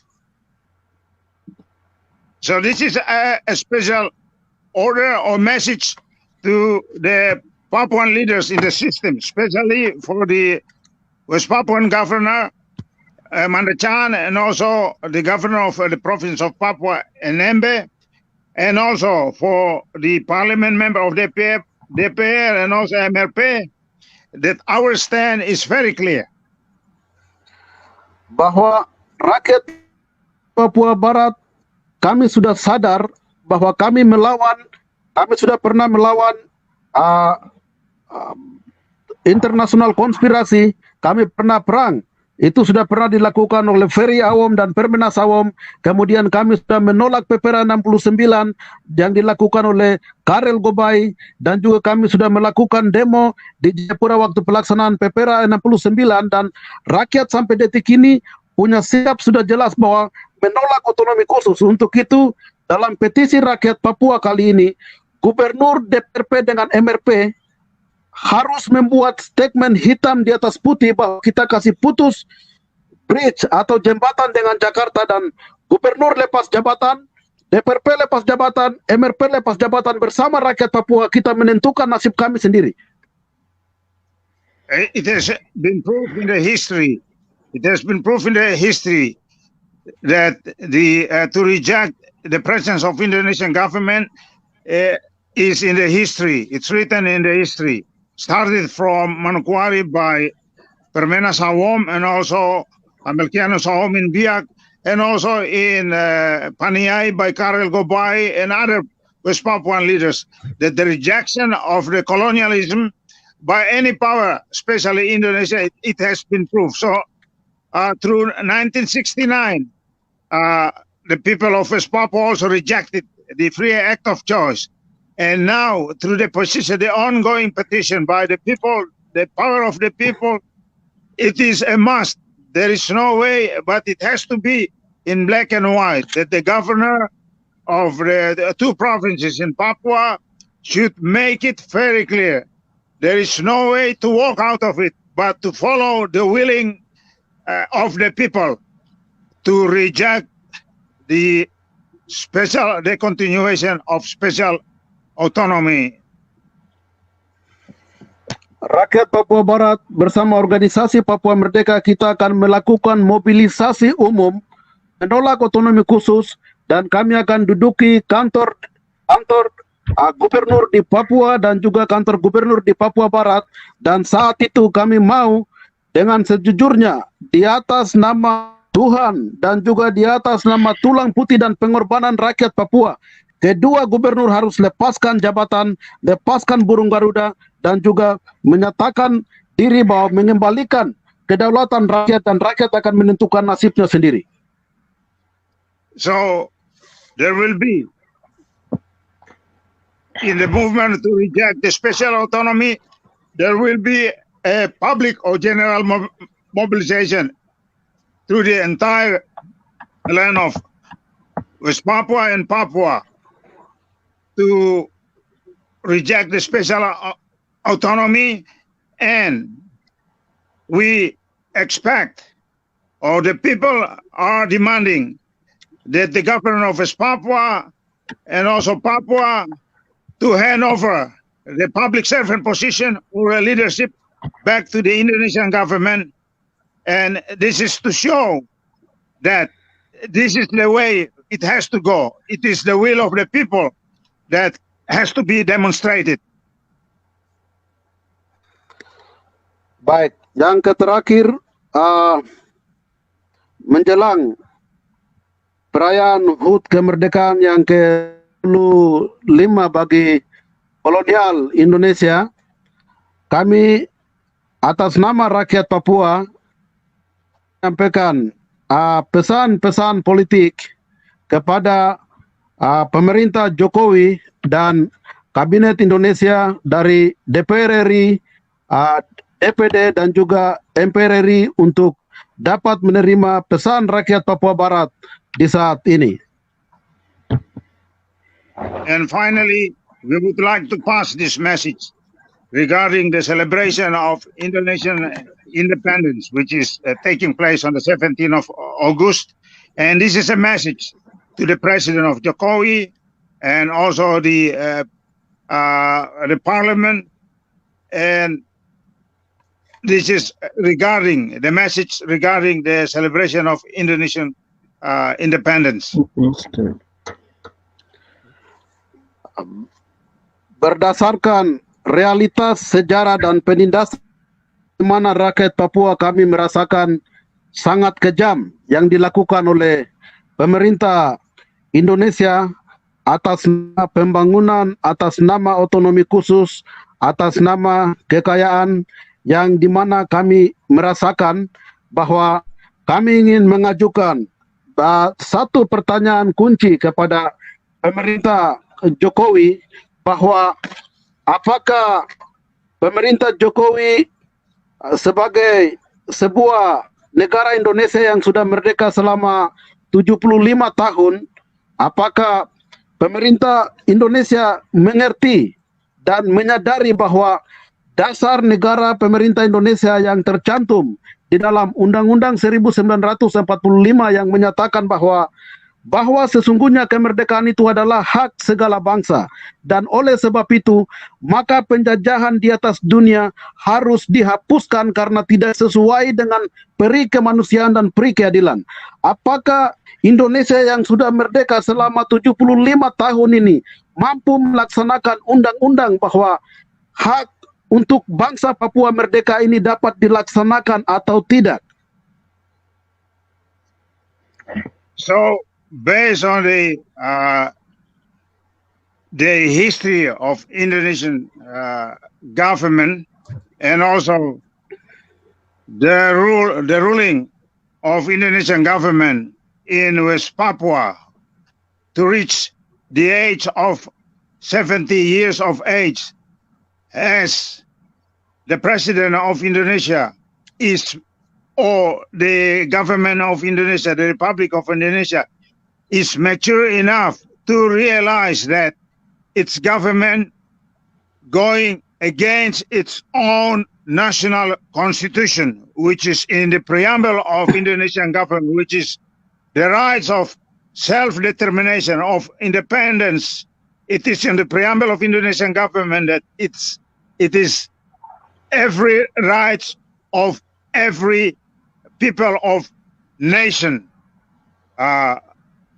This is the question that we, as the people of West Papua, are struggling and questioning you, whether you are mature enough. Indonesian government, under the leadership of Jokowi and other member of parliament in the government of Indonesia, realize that 70 years of independence, 70 years of age of independence, whether the country is mature enough to realize that colonization is being practiced towards the Papuan people, that we are suffering as a victim of the occupation of this mature nation with the age of 75 years of age. Kami melihat bahwa di dalam Undang-Undang 45 dan juga Pancasila yang menyatakan bahwa ketuhanan yang Maha Esa dan keadilan yang beradab bagi seluruh rakyat Indonesia. Kami tidak melihat Indonesia mampu melaksanakan isi yang ada di dalam Alkitab, bahkan juga Al-Quran. Indonesia menyatakan bahwa sebagai negara yang mengakui 5 agama, tetapi Indonesia sendiri kami melihat tidak mampu melaksanakan apa isi yang ada di dalam Al-Quran, bahkan juga Alkitab. Maka itu kami memberikan pesan bahwa 75 tahun Indonesia sudah merdeka dan juga memiliki agama, tetapi Indonesia masih belum merdeka secara demokratik, secara agama. Oleh sebab itu, kami rakyat bangsa Papua merasa bahwa cukup sampai di sini kami dengan Indonesia. Kami malas dapat bunuh lagi, kami malas dijajah lagi, kami malas dicuri semua hasil kekayaan kami. Dan Jokowi, pemerintah Jakarta mulai berpikir kali ini dalam 75 tahun Anda merdeka, Anda harus mengambil sebuah keputusan politik terhadap nasib bangsa Papua. And therefore, if we look at the history again, Indonesia declared itself as a religious nation, declared on the 5 principles of the so-called Pancasila, and believes in the supreme God. Being a mature nation with the age of 75 years of age, there should be a realization that we cannot trust, we can no longer getting along and living in the system under undemocratic treatment of the people of West Papua. We can no longer see the treatment of the Papuan people, and so far we have been suffering. So being a religious nation, the time has come. The time has come for the government of Jokowi, under the leadership of Jokowi, that it is time to say goodbye by the people of West Papua to the Republic of Indonesia. And that is the best way for the Indonesian government to be respected by the international community, including the people of West Papua. Akhir daripada muatan statement yang cukup kuat yang ada pada kami organisasi Papua Merdeka, kami sudah memberikan opsi yang terbaik pada 2019 kepada pemerintah Indonesia bahwa OPM sebagai organisasi induk perjuangan bangsa Papua yang punya legitimasi dan eksistensi terhadap perjuangan bangsa Papua, OPM telah siap untuk menunggu Indonesia bisa berbicara bersama OPM dalam konteks eksternal negosiasi perundingan internasional, karena masalah Papua bukan masalah Indonesia, bukan masalah Jakarta, bukan masalah domestik, bukan masalah nasional. Masalah Papua adalah masalah internasional di mana PBB harus bertanggung jawab, Indonesia harus bertanggung jawab, duduk bersama rakyat Papua untuk menyelesaikan konflik politik yang berkepanjangan ini. And that is the message we would like to pass on to the government of Indonesia. Externally, we believe that the struggle of the people of West Papua, it is not a domestic issue between Indonesia and the people of Papua, but the Free Papua movement since 1969, under the Act of Choice, we have come up that the Free Papua movement has made it very clear that our struggle has come to a point where Indonesia should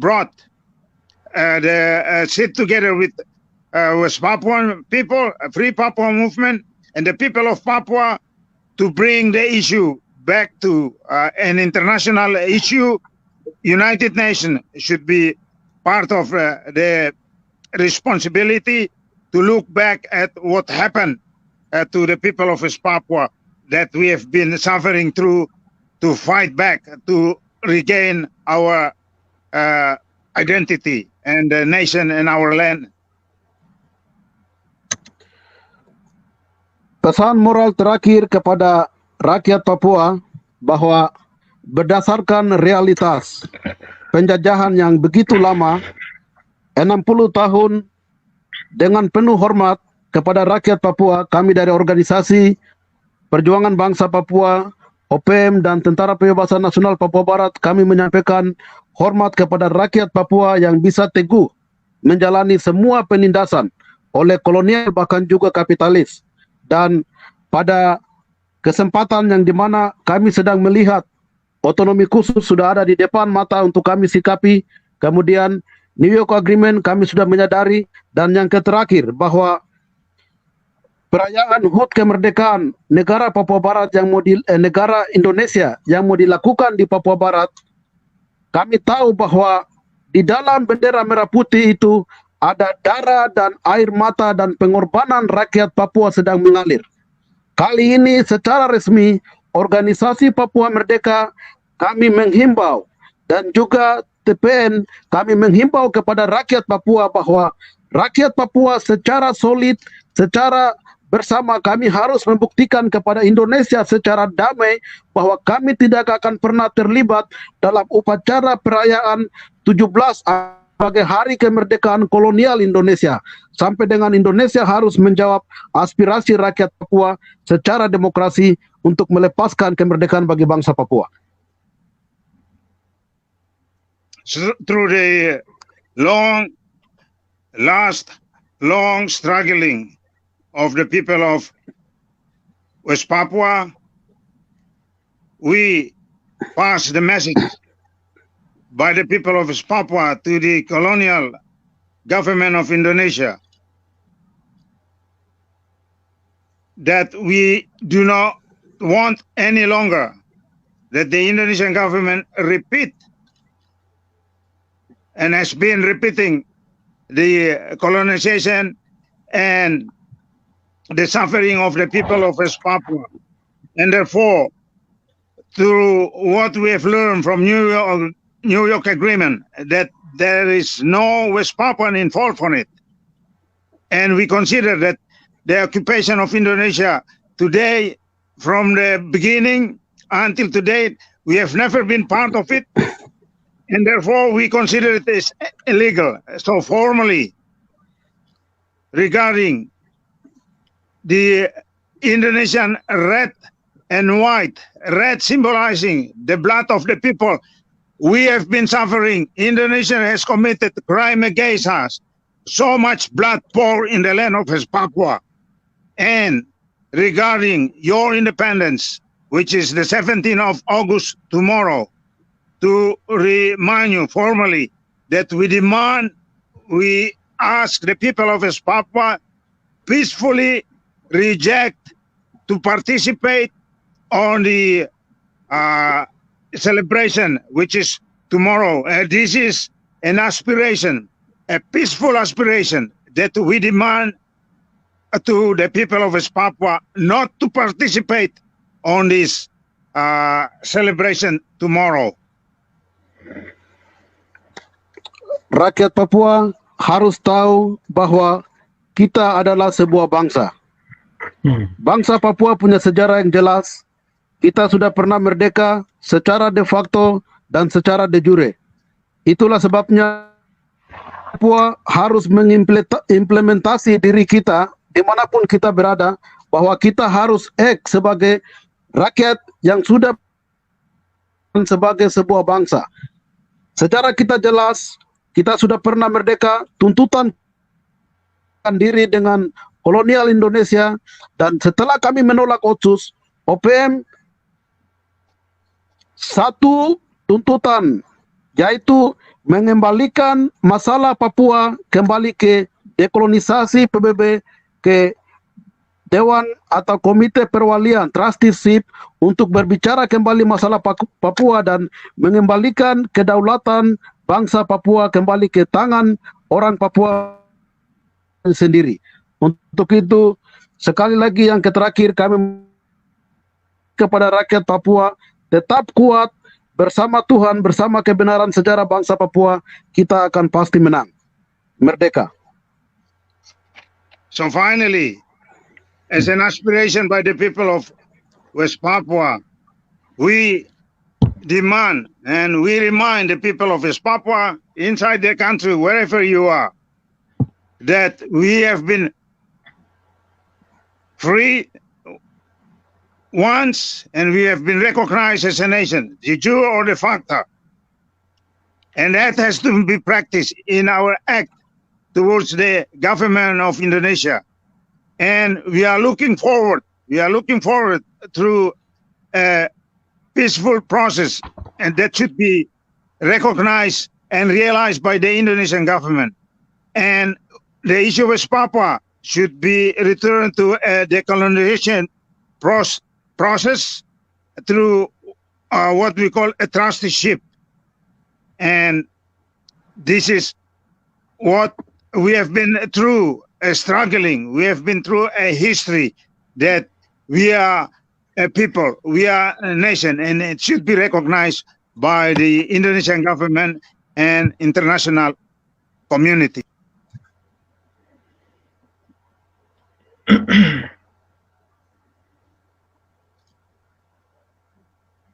Merdeka. Merdeka. Merdeka. Terima kasih. Mungkin dari saya sampai di situ, mungkin ada penambahan dari Kakak Heng, dan kami kasih kembali waktu. Terima kasih moderator, terima kasih Kakak Heng, terima kasih Nona Leoni.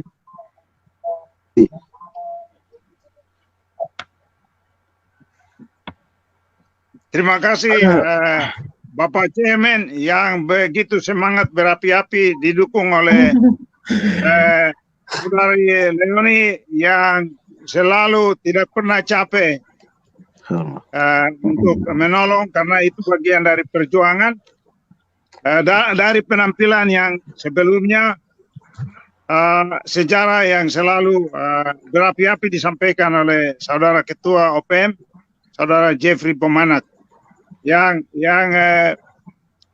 perlu ditekankan di sini bahwa bagi saya, that is my personal message, that at the moment, if you look through the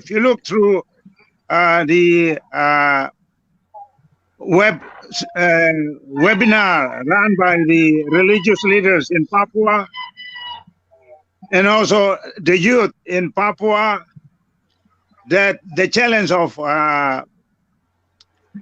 special autonomy is very clear. It's very clear. If you look at Wambrau and others, including our Reverend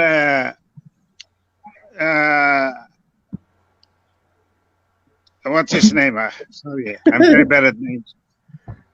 Yoman, that history is wrong. History is wrong, and therefore we have to look back. We have to look back that if special autonomy is successful, if we look at every details, only even the governor of Papua, Mr. Lucas Enembe, make it very clear. Only one article out of the whole program, which is only form the so-called MRP, but the rest of it failed totally. So what else could be expected? And even an Ember, requested that there should be an international body to review the special autonomy. Unfortunately, special autonomy is not an international package, but it is only a local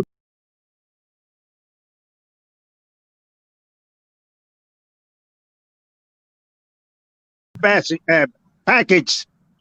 So Indonesia can do that. So di dalam pemerintah, di dalam negeri saja, jangankan kita yang berada di luar negeri mengatakan gagal, tetapi seorang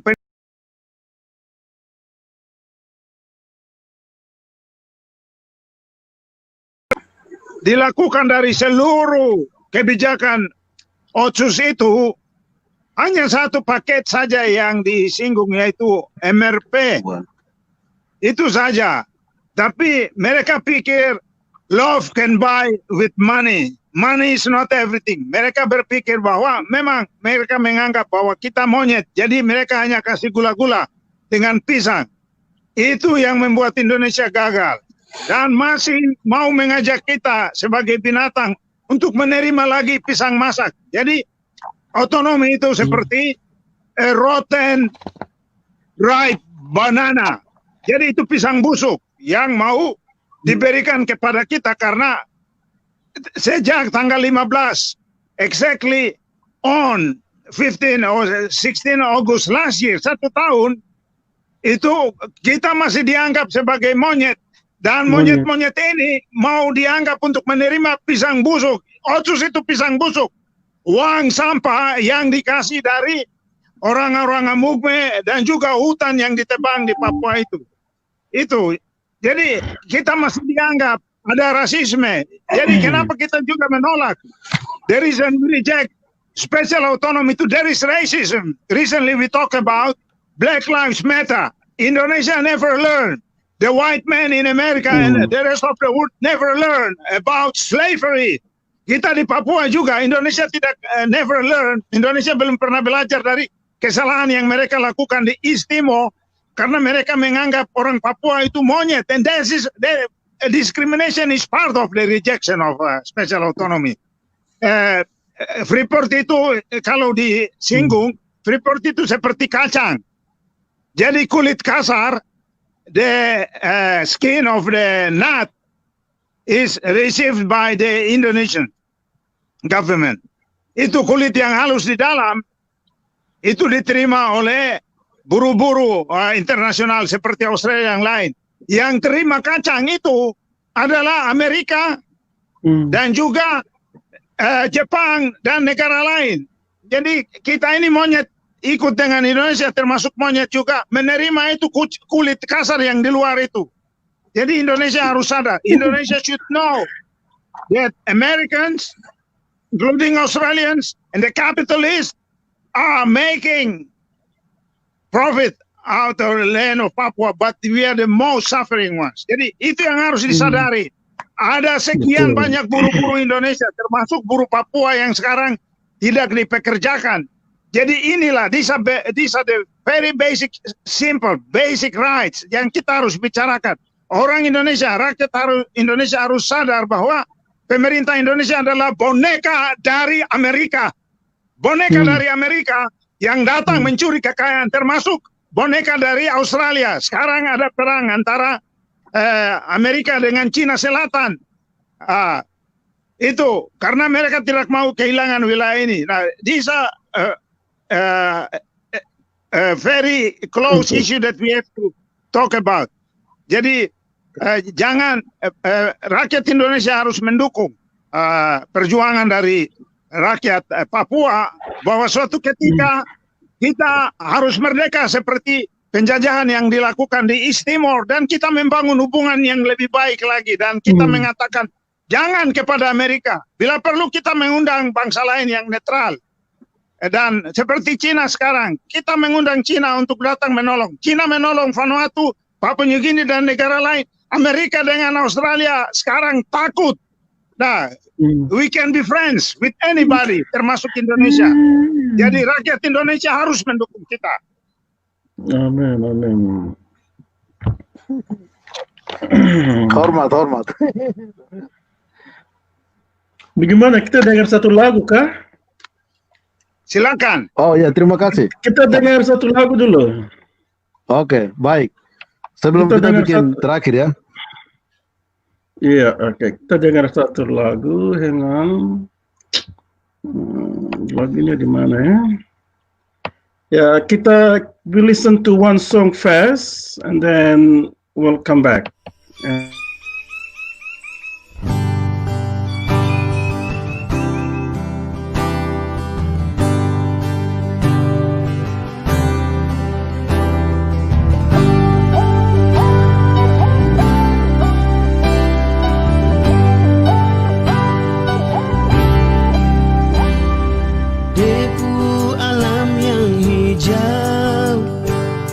Terhampar luas nan indah, tempat sadan kau bermain bersama cendrawasih.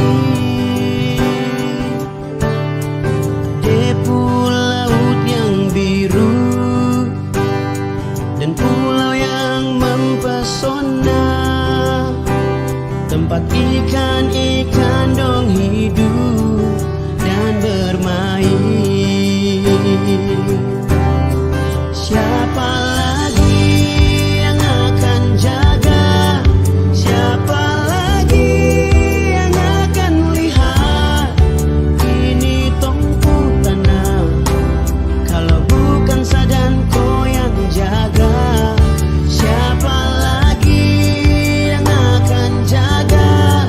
Siapa lagi yang akan lihat ini tumpu tanah?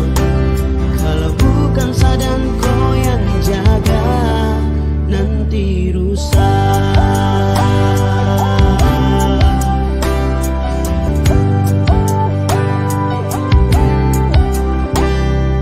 Debu alam yang hijau yang dihampar luas nan indah, tempat kodansa flora fauna hidup. Tapi saputan mulai hilang, dibakar, ditebang, dihancurkan. Siapa lagi yang akan jaga? Siapa lagi yang akan lihat ini tumpu tanah? Kalau bukan sadan kau yang jaga, siapa lagi yang akan jaga? Siapa lagi yang akan lihat ini tumpu tanah? Kalau bukan sadan kau yang jaga, nanti rusak, nanti rusak. Jangan sampai burung surga deh pergi, mari torang jaga.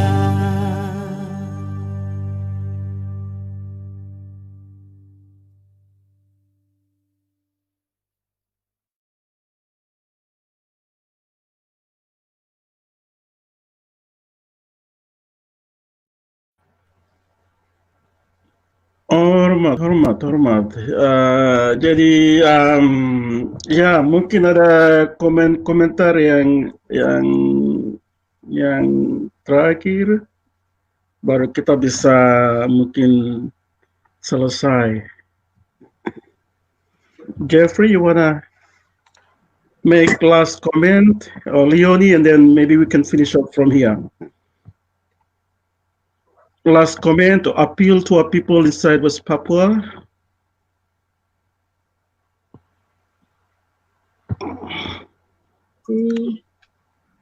Yes, thank you very much. Terima kasih banyak semua penjelasan dari Ketua Bomanak, sangat jelas tentang soal Otsus yang menjadi bagian dari konspirasi internasional sebenarnya. So I'm thanking basically the Chairman Bomanak in relation to all the explanation that were given regarding the special autonomy package, which is basically part of an international conspiracy which has started since the 60s. West Papua was on its way to becoming a state, a government, with its own parliament, with its own national attributes, and it was stopped right there by this international conspiracy, which started with the New York Agreement. All of it can be seen and explained more in details in a video that was released today by the chairman. We're going to try to have the translation of that video as soon as possible. It's a video that lasts 57 minutes, so it's taking a bit of time to translate. But it is very important that the people of West Papua are made aware of the bigger picture. It's not just about my village getting money from someplace in Jakarta out there, and I'm happy with it, and I will go on, and I will maybe get my kids to school. No. This is about West Papua, which has been funding Indonesia for the past 50 years. We have been funding the development of the entirety of Indonesia. So how dare they tell us that they are funding our development and that they need to develop us? We have been doing that for the country itself, for Jakarta, which was developed on money that came from the Freeport mine. So all of this is also explained on that video that was issued today, and which will have its translation as soon as possible. Our friends who do not speak Malay will be able to understand the intricacies of this international conspiracy in the way that the West Papuans will also be able to understand the intricacies of it. And the West Papuan people, I think, feel more empowered now that they know what their position is. Their position is not that of some part of Indonesia which is poor and which one day might become, developed. No, this is a rich nation, a rich country, which is going to stand on its own 2 feet, and which is going to carry the rest of Melanesia with it.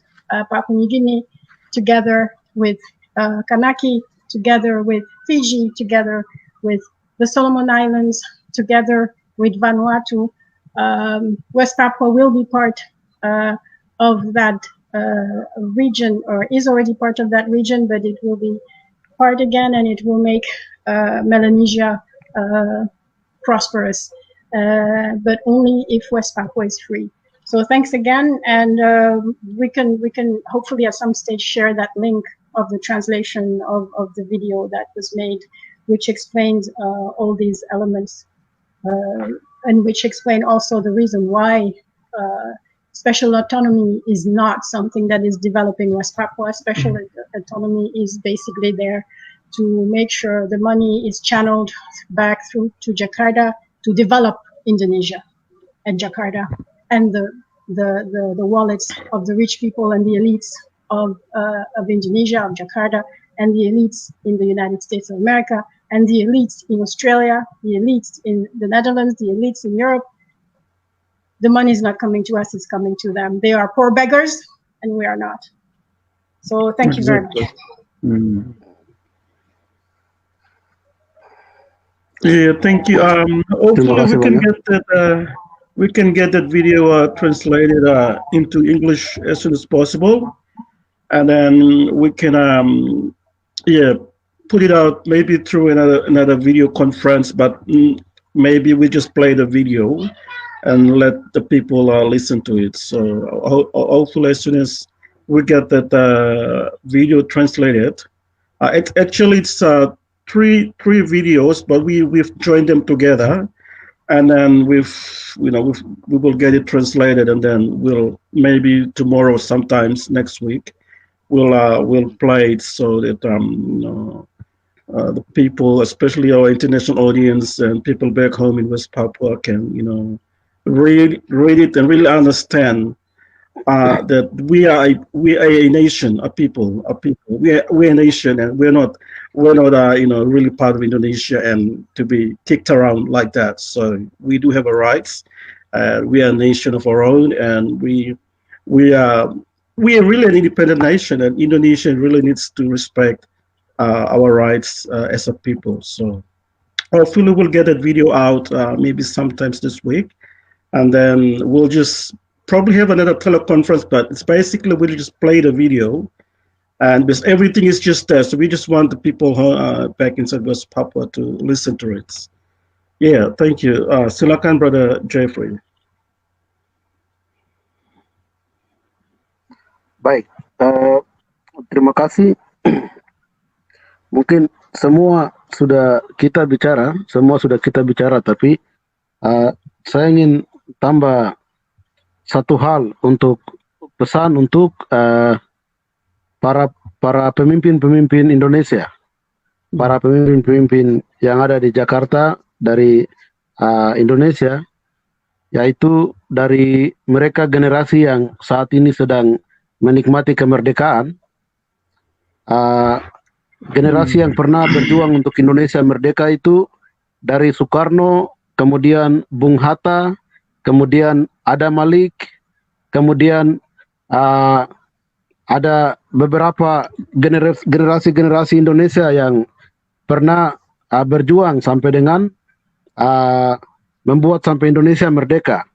Dan sekarang ini generasi yang sekarang seperti termasuk Susilo Bambang Yudhoyono, kemudian Megawati, kemudian termasuk sekarang ini Pak Jokowi, untuk mungkin harus ada pesan dari saya, dari kami bangsa Papua, bahwa kalian ini belum pernah berjuang untuk merasakan penderitaan pejuang-pejuang Indonesia saat itu. Dan pejuang Indonesia saat itu seperti Bung Hatta pernah menyatakan dalam sidang BPU PKI bahwa dia pernah menyatakan bahwa Indonesia itu dari Sabang sampai dengan Ambonia, tidak termasuk Papua. Ini sebuah pernyataan dalam alam kesadaran pendiri atau pejuang Indonesia yang pernah mereka berjuang untuk Indonesia merdeka secara tanpa internasional konspirasi, ya. Yang pernah terlibat dalam internasional konspirasi itu hanya Soekarno. Jadi Bung Hatta pernah menyatakan bahwa Indonesia itu dari Sabang sampai dengan Ambon, tidak termasuk Papua, karena dia bilang sudah jelas bahwa Papua mereka orang lain. Mereka itu bangsa, mereka itu ras Melanesia, mereka dari Pasifik Selatan, dan biarkan mereka menentukan nasibnya sendiri. Ini pesan yang terbaik untuk Jokowi dan juga semua anggota-anggota DPR, MPR yang ada di Jakarta harus berpikir bahwa pendiri negara dan pejuang Indonesia itu sudah menyadari bahwa Papua itu bukan bagian daripada Indonesia. Jadi ketika Anda menjajah terus Papua Barat, Anda harus tahu bahwa penjajahan itu tidak akan pernah akan ada terus sampai dunia kiamat. Sudah pasti Papua akan merdeka, dan Anda sedang menjajah Papua Barat itu bangsa yang punya adat. Kami orang yang punya adat. Kami tidak akan pernah melupakan satu orang yang mati. Kami akan menghitung sampai dengan kami akan kejar Anda. Kalau Indonesia masih ada setelah Papua merdeka, Indonesia masih ada, baik. Tapi kalau Indonesia ketika Papua merdeka dan karena Indonesia tidak ada uang, kami tahu bahwa Indonesia negara miskin dan kami tahu akan bubar. Jadi pesan pendiri negara Indonesia ini harus dicatat baik oleh Jokowi dan semua kabinet yang ada saat ini. Pesan kedua, bahwa Soekarno pernah menyatakan dengan kesadaran bahwa bubarkan negara boneka. Dalam alam kesadaran, karena Soekarno sendiri pernah ada dalam kontrak Freeport, Soekarno sendiri pernah ada dalam New York Agreement, dalam kesepakatan rahasia. Jadi dengan kesadaran Soekarno sudah menyatakan bahwa negara, bubarkan negara. Itu Soekarno tahu saja bahwa Papua Barat sudah negara. Kemudian kata boneka yang Soekarno bicara itu hanya sekedar emosional, ambisi untuk merebut Papua Barat, dan Soekarno bisa bicara itu. Dan ini pesan dari kami kepada pemerintah Indonesia untuk mengerti kedua hal itu, bahwa penjajahan tidak akan pernah akan ada sampai dunia kiamat. Papua akan pasti merdeka dan Indonesia harus berpikir baik mulai saat ini. Terima kasih. Itu mungkin terakhir. Leonie, you want to translate that? Leonie? Yeah. The one last message that the Chairman Bomanak wants to convey to the Indonesian leaders in Jakarta, who will be celebrating tomorrow. He wants to convey to them, all these leaders in Jakarta who are enjoying this independence that is 70 years old of Indonesia. They are enjoying the fruits of a struggle that they themselves have never known. They are enjoying the fruit of a struggle that was fought by people like Sukarno, like Hatta, like Adam Malik. And those people were the ones who made it possible. They're the ones who fought, they made it possible, they shed blood so that Indonesia would become independent. This next generation of leaders, which include Megawati, SBY, and the present president of Indonesia, Jokowi, you never fought for your independence. You never experienced what it was.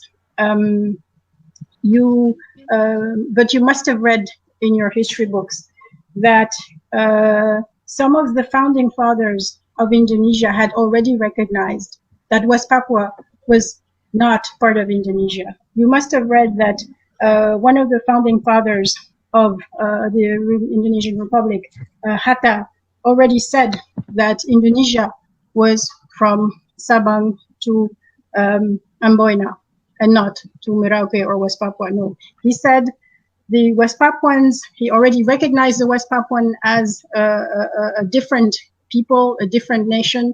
He recognized that they were going to decide for themselves. He recognized that they would probably not want to be part of the Indonesian Republic. So one of the founding fathers of Indonesia had already recognized the West Papuans as a separate entity. And that is something that the Indonesian government, the Indonesian leaders of today need to remember, that if they continue what they are doing now, they are going against a vision that had already been in place by one of the founding fathers, by most of them actually. The one who went against or who didn't share perhaps that vision was Sukarno, who was part of that international conspiracy against the people of West Papua. Sukarno himself was part of that conspiracy, but it needs to be made known to the Indonesian government and those on power today that colonialism will not exist until forever.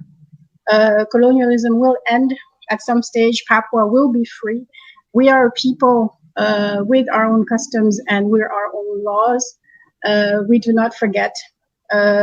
So when Indonesia has eventually had to let go, we will remember everything that has been done to us. So it is time for Indonesia to think back and to reconcile itself with its past, but also to take into account its history and the history of its founding fathers. The founding father of Indonesia that did not recognize that West Papua was a separate entity is Sukarno. But this is wrong, of course, because he himself spoke of the puppet state, negara boneka. The very fact that he uttered those words meant that he was talking about a puppet state, a state he himself recognized that there was a state there. He knew that the people of West Papua were different, that the people of West Papua had their own entity, that they were going towards their own state. He used the word boneka, which is the word for puppet, in an emotional way. He wanted to take what he called Irian Barat. He wanted to take that because he was in an emotional state where he was impressed by this international conspiracy that was going on, and by the role that was played and the influence that was played by the Westerners that were there. So all of this was emotional, and the rest of the founding fathers of Indonesia knew that West Papua was not part of Indonesia. So it needs the Indonesian leadership of today needs to reflect on that. Tomorrow is a good day to reflect on that. When you're independent for 75 years, it's a good time to reflect and to think back about what your founding fathers actually meant for Indonesia to be. So that was the message directed to the Indonesian leaders of today, so that they think hard about what those people fought for when they fought for independence.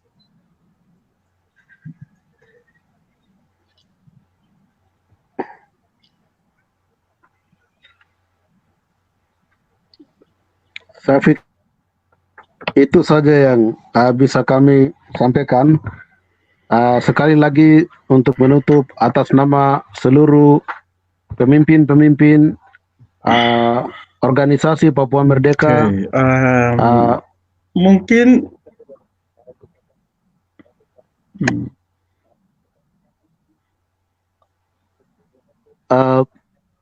Tuan moderator bisa dengar kah? Ya, jadi terakhir saya menyampaikan banyak terima kasih kepada seluruh rakyat Papua Barat yang sedang menonton dan seluruh pendukung-pendukung perjuangan bangsa Papua, dan terlebih khusus sekali kawan-kawan pro demokrasi Jakarta. Terima kasih kepada seluruh kawan-kawan pro demokrasi Jakarta yang biasa dapat pukul dari polisi Indonesia, tetapi Anda masih terus konsisten menyatakan membawa aspirasi rakyat Papua. Itu terima kasih banyak, dan atas nama organisasi Papua Merdeka dan Tentara Pembebasan Nasional Papua Barat, kami menyampaikan banyak terima kasih juga kepada kawan-kawan Timur Leste. Terima kasih kepada CNRC, di mana pernah rakyat Timur Leste Anda merasakan tekanan dan kolonialis Indonesia. Kami masih terus merasakan apa yang pernah Anda rasakan, dan kami yakin bahwa tidak lama lagi Papua Barat akan tinggal Indonesia sama seperti Timur Leste, dan itu pasti akan terjadi. Atas nama seluruh rakyat Papua Barat, kami juga baru dapat text message bahwa pasukan TPN dari hutan, mereka juga ada menyaksikan sekarang siaran langsung ini, dan kami menyampaikan kepada seluruh pasukan TPN yang ada di garda depan perjuangan bangsa Papua, tetap kuat karena kita pasti menang. Kami yakin bahwa perjuangan kami adalah perjuangan atas dasar kebenaran. Apapun resiko dan apapun tantangannya, tetap kita akan menyelesaikan cita-cita luhur bangsa Papua. Jadi tetap konsisten, jangan pernah mundur selangkah pun. Apapun yang terjadi tantangan ini itu jangan pandang bulu. Ada orang Papua yang mengkhianati perjuangan dalam menerima otonomi khusus dan segala macam, tetap kita akan sapu rata. Dan itu pesan akhir. Seluruh organisasi 37 organisasi sipil rakyat Papua Barat yang ada di dalam, tetap konsisten, tetap eksis bahwa OPM ada di belakang sampai kita harus menolak otonomi khusus. Tuhan memberkati.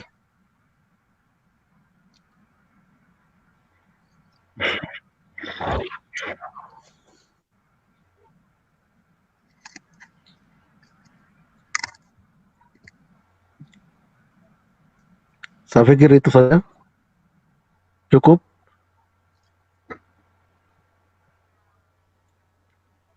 Leon, you want to translate the last part, and then we'll conclude it. Sure. Yes. Yeah, I think Leon, you want to translate the last part, and then we'll conclude. Yes.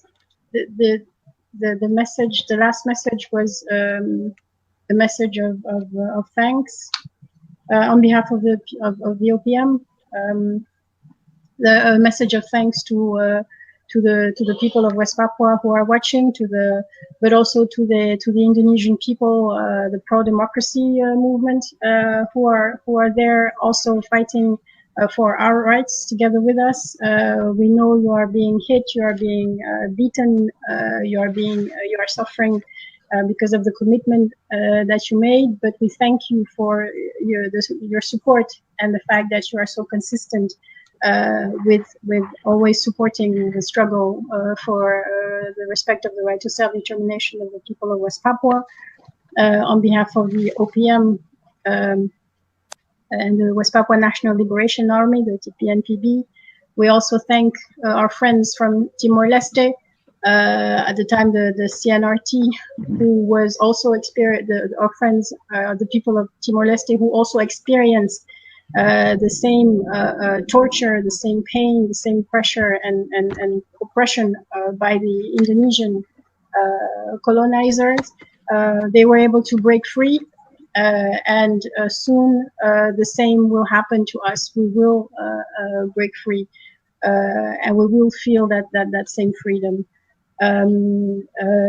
Chairman Bomanak also was receiving some messages from the National Liberation Army commanders who are at the front line, who were conveying that they were also watching this particular, they were following this particular conference.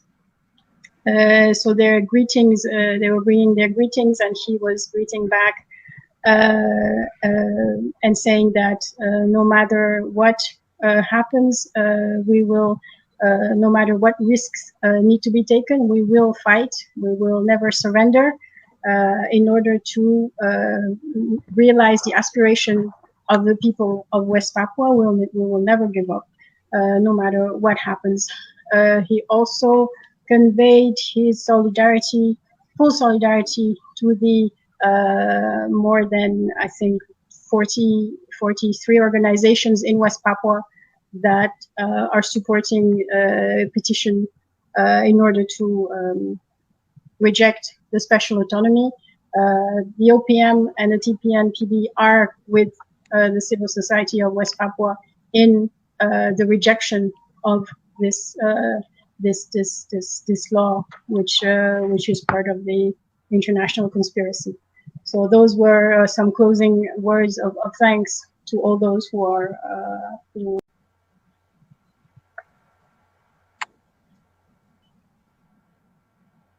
Terima kasih. Thank you so much.